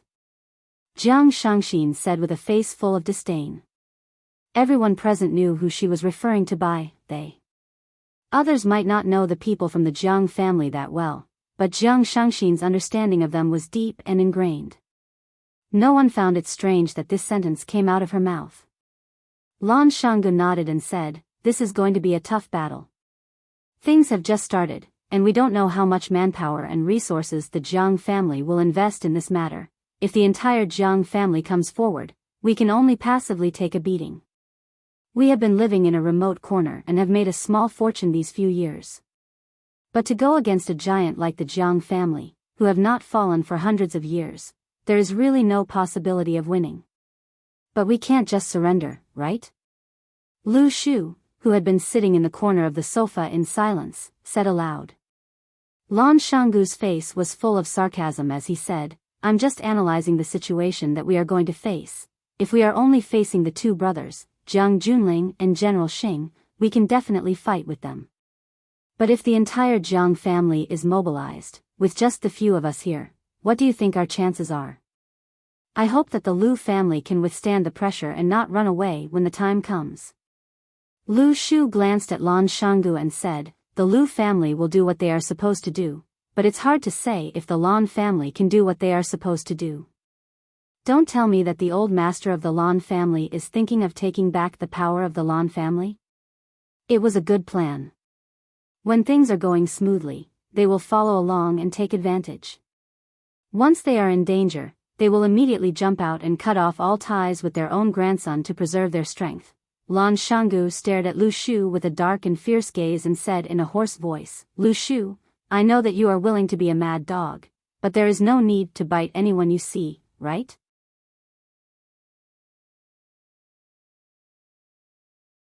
Chapter 778. Mad Dog? Lu Shu touched the wolf mask on his face. Ever since his face was cut, he was never willing to show his injured face to others. Whenever he went out, he would wear a sinister wolf mask on his face. Today was no exception. Normal people can tell that I'm just doubting them. It's not like the Lan clan hasn't done such things before. Normal people know that I left the Lan clan long ago to start my own business, Lan Shanggu said with a stern look. That's right. Because of the success of your business, your family's old man rewarded you with all the shares of the Longtu group. Even though Lu Shu's face was covered by the wolf mask, everyone present could still feel the strong sense of ridicule in his words. None of us here are stupid. Can you stop playing those little tricks of yours? Lan Shanggu grinned and said, then what do you think we should do? Du Qing has already been crippled. The war has just started and we've already suffered heavy losses. However, this time, whether we're facing a person or a clan, we need to give it our all and not have any wishful thinking. If the few of us here can't work together, we might be defeated by them one by one. By then, we won't have any chance. Do you think that as long as we give it our all, we will have a chance to win? Jiang Shangxin looked at Lu Shu and asked. Perhaps it was because he was wearing that strange mask, or perhaps it was because of his personality. This man had a sinister and sly aura. It made people feel a chill down their spines. If it wasn't for Fang Yan, Jiang Shangxin really wouldn't be willing to sit together with such a weirdo and chat. No, Lu Shu said without hesitation. Then why do you still want us to fight with them? Only by fighting with them, only by making them pay the price, will they be able to face our power seriously. Only then will we be able to make them feel fear and self-doubt about their own actions. It's normal for them to annihilate our clan, but in their minds, it's naturally something that's convenient and doesn't need to go to war. However, if they encounter intense attacks every time they make a move, and the price they pay is getting bigger and bigger, then they have no choice but to be cautious. If they force it, it will only give opportunities to their competitors. But have you ever thought that if the Jiang family were to face fierce resistance, it would only stimulate their ferocity? I know the Jiang family, they care too much about their face. As long as they took action, they would not rest until one of them was dead. No matter how great the price they had to pay, they had to crush their opponents. Otherwise, they would become the laughingstock of others. They would never do such a thing. What's the difference? Lu Shu's gaze swept past Jiang Shangxin. He looked at Fang Yan and said, since they have already made their move, they will definitely not stop until they kill us. Since this is the case, do we have a better choice? Lan Shanggu looked at the willow tree and said with a smile, so your Lu clan is going to fight to the death with the Jiang clan? That depends on your attitude towards this matter. Lu Shu's voice was cold as he said, if you fight against the Jiang family with all your strength, the Lu clan will definitely not stay out of this. If you only bring out the strength of one person, the Lu clan will definitely not risk their entire clan's strength to fight to the death with others. When the Lu clan is dead or crippled, you will rise again and cling onto the thighs of the Jiang family. The Lu clan will definitely not do such a thing. If we die together. If we live together. If you can cling onto the thighs of the Jiang family, the Lu clan can do the same. The few people present were all trusted subordinates of Fang Yan in Huacheng. Before the battle began, these people had already started arguing. Not only did they represent individuals, but they also represented a family that was, and still is, very prominent. Was the interest of the clan the same as the interest of the clan? Would the clan be willing to bet on the future of the clan to stand with them? These matters were too complicated. Even Fang Yan did not have any better solutions. As they attacked each other with their tongues, Fang Yan held his teacup and drank his tea quietly. He did not stop them or make a sound. He only looked at them quietly. It was as if he was trying to find some clues from their intense or harsh words. It was only when he heard the willow tree say, "If we die together. If we live together," that Fang Yan finally snapped out of his dazed state. Fang Yan looked at the willow tree, then looked at Lan Shanggu and Jiang Shangxin, who were sitting at the side. He smiled and said, "If we are to live, we will naturally live together. However, if we are to die, I hope that I will die alone." "Young master, don't say such things," Lan Shanggu hurriedly stopped him. "We are all comrades on the same boat. If the boat is sunk, who can survive?" "I don't mean that," the willow tree also explained. "I just hope that everyone can be tied together and not be separated by others. My life was saved by you." Jiang Shangxin giggled and said, "If it wasn't for you, I might have died in Paris." "Don't be angry with me, Sister Lu. My life is yours, you can take it any time you want." Jiang Shangxin chuckled. "I'm not angry." Lu Chaoga looked at Jiang Shangxin and said, "Mine too." Fang Yan waved his hand and said, "There is one thing we must admit. The reason why the Jiang clan launched this attack is because they hate me the most. Of course, if it was only because they hate me, they wouldn't be willing to spend so much capital to do this. Or is it because of interests? If I'm not around, can you protect the Rubik's Cube and Chaoyan's interests? I am fighting with the Jiang family to the death. You are fighting with the Jiang family for interests. Even if you lose, you will only lose some interests.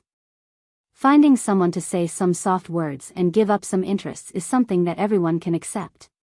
So, I will still say the same thing. If I need to die, let me die alone. However, if you are willing to stand with me and do something to protect your interests, I will be very grateful." Lan Shanggu's eyes flickered.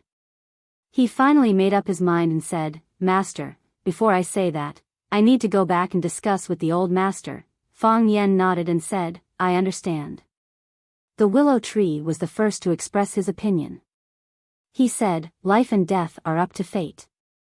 As long as the Lu family can offer us, we will definitely not be stingy. This time, let the Lu family be the vanguard." Jiang Shangxin looked at Fang Yan and said, "I don't have anything to offer. The only thing I have is what you have given me. I can only fight to the death."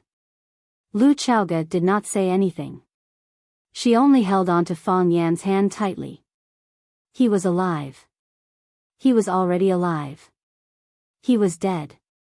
He was already dead. Fang Yan smiled and raised the teacup in his hand. He said, "The world is so beautiful. Everyone should try their best to live. In order to live." Everyone raised their teacups and gently clinked with Fang Yan's teacup. At noon, the Jiang family's real attack finally came. First, the Lu family's cargo ship was seized by the coast police. They said that someone reported them for smuggling. Li Mingzhu, the person in charge of the shipping company, went to negotiate with the coast police, but they refused to budge. Li Mingzhu agreed to let them inspect the ship to prove their company's innocence.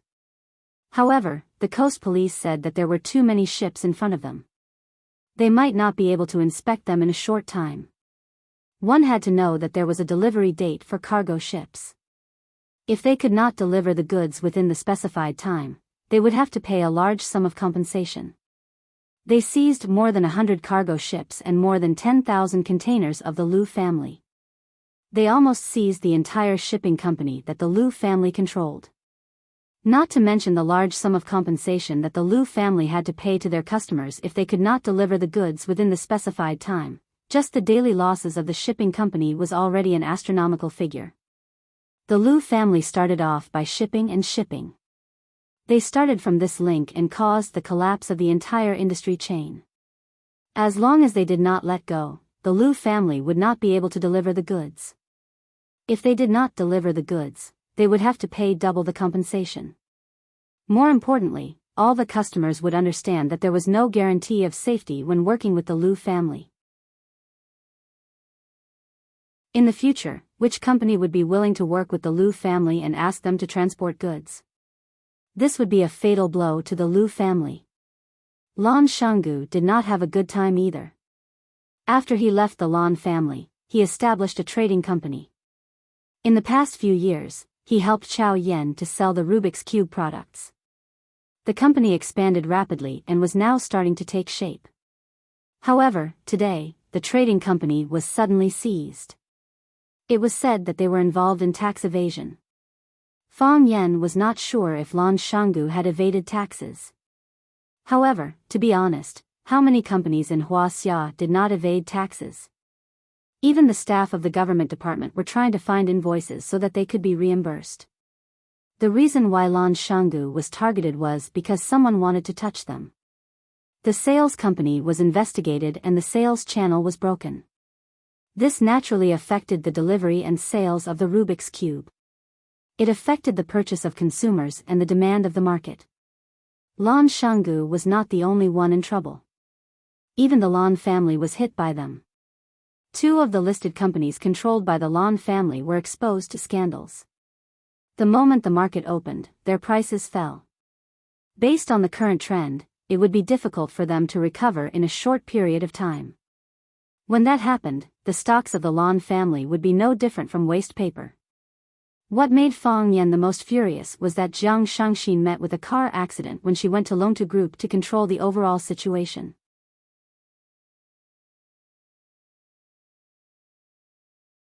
Chapter 779. After Shangxin left Fang Yan's side, she went straight to work at Longtu Group.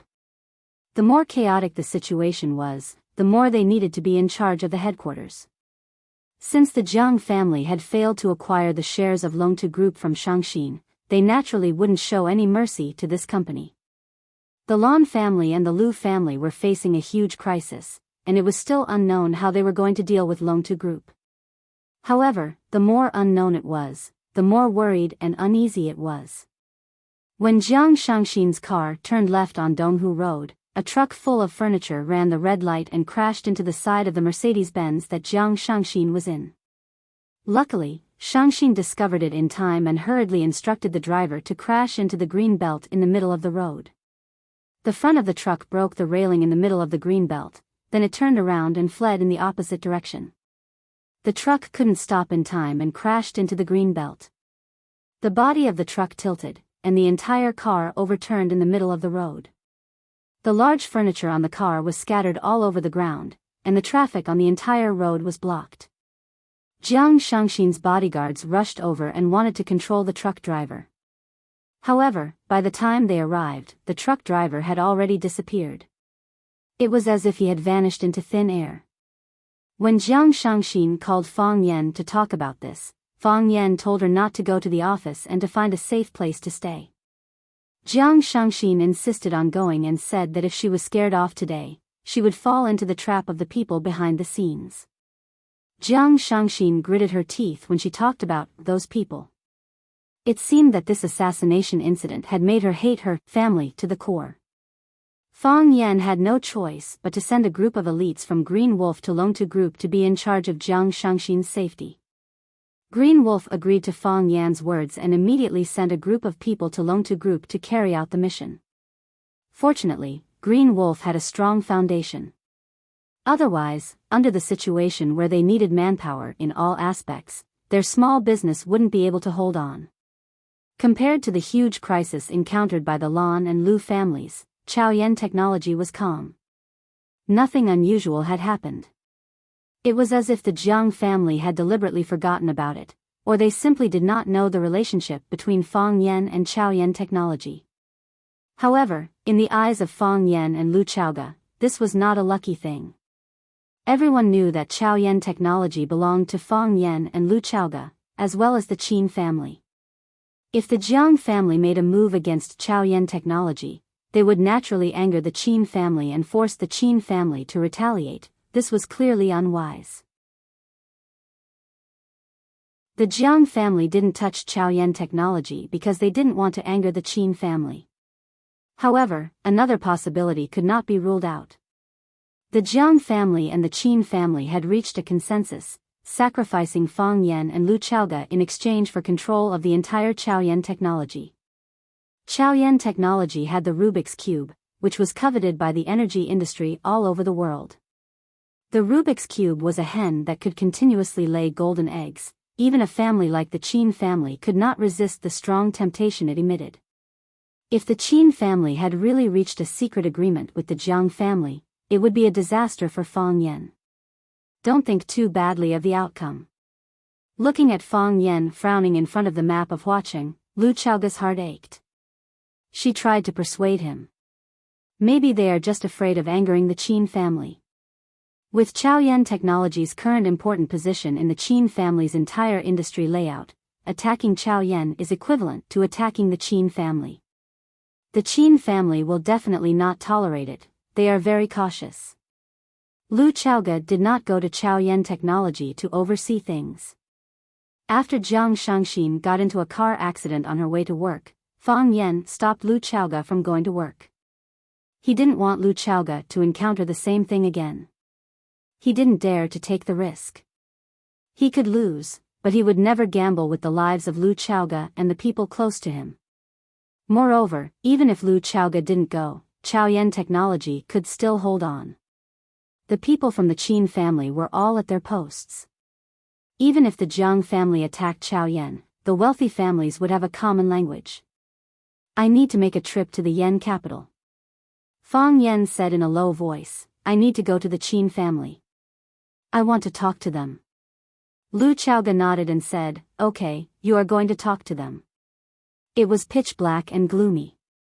There was also a faint smell of blood in the air. Du Qing had lived on the edge of a knife for almost half of his life, so he was very familiar with the smell of blood. According to Du Qing's status, he shouldn't have been brought to such a detention room to be interrogated.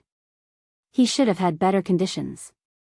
The connections he had made in Huaqing would have stood up for him and treated him as a distinguished guest. This was the happy prison life of a gang leader. For those with money and power, there was a world of difference between outside and inside prison. But similarly, inside prison, there was a world of difference between their lives and those of ordinary prisoners. The treatment they received in prison was a life that many prisoners couldn't enjoy on the outside. However, Du Qing obviously couldn't enjoy these benefits. After he entered the building, he was locked into a separate and sealed room. The room was narrow. Other than a broken bucket for prisoners to relieve themselves, there was nothing else. There was no table, chair, or bed. He could only rest and sleep on the floor. Because the room was too small, he couldn't straighten his body.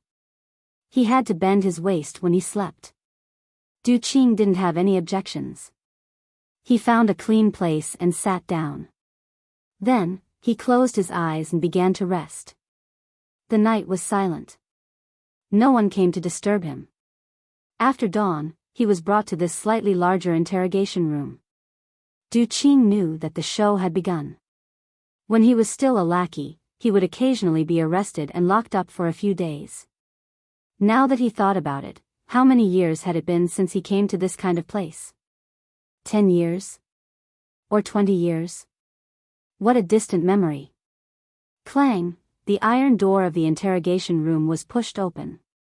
A thin man wearing glasses walked in. Two tall men in uniform followed behind. After they came in, the iron door behind them closed with a clang. The man with glasses stood in front of Du Qing and looked down at him. He smiled and said, "Boss Du, long time no see. You're still as elegant as ever." Du Qing glanced at the man with glasses and said in a deep voice, "How can a down-and-out prisoner be called a boss? Captain Wang, don't make fun of me. Boss Du is too modest. Who doesn't know that you're the underground king of watching? You can summon tens of thousands of underlings to work for you with a stomp of your foot. Every day, you make a lot of money. Who doesn't give you some face?" Wang Dequan adjusted the glasses on the bridge of his nose and said jokingly, "I don't get it. I really don't get it." The mighty Boss Du came to the police station to turn himself in, and even fell into my hands. "Boss Du, do you still remember our friendship in the past?" "I remember." Du Qing nodded. "Back then, you came to my place to collect protection fees. My brothers lifted you up and threw you out. Du Qing, you didn't think that you would end up like this, did you?" Wang Dequan said coldly with a dark look in his eyes. "Why wouldn't I?" Du Qing smiled lightly. "In our line of work, we can be killed by a bullet at any time. Being cut off or having our head blown off, what kind of ending haven't I thought about? Now I'm just sitting at a place I used to come to. It's already much better than I thought. Du Qing, do you think you're just here to sit? Do you know who you've offended?" Wang Dequan laughed and said, "You've made friends with so many bigwigs, why didn't anyone call to intercede for you this time? Think about it, there are hundreds of people in this bureau. Why is it that it's my turn to interrogate you? Du Qing, you're about to die, don't you know?" Du Qing looked at Wang Dequan and said, I know some things better than you, you can ask, I'll tell you everything I can, and I won't say a word that I can't say." "Pa," Wang Dequan threw a file in his hand on the iron table in front of Du Qing and said, "Du Qing, this is the record of your surrender. Think about it, did you miss anything?" Du Qing didn't touch the documents and said, "I've said everything that should be said." "Think about it again." Wang Dequan took out a cigarette from his pocket and lit it up, saying, "Think about it carefully. If you can't think of it, my subordinates are happy to help you recall. Our conditions here are simple. Some of our interrogation methods and tools are not as advanced and ruthless as your guys who play dirty, but, if Boss Du is willing to give us some advice, I think we will definitely improve. Don't you think so?" Du Qing looked up at Wang Dequan and said, "I know what you want. Boss Du is one of the smart people in watching, of course you know what I want. You want me to bite people. Bite people who don't matter.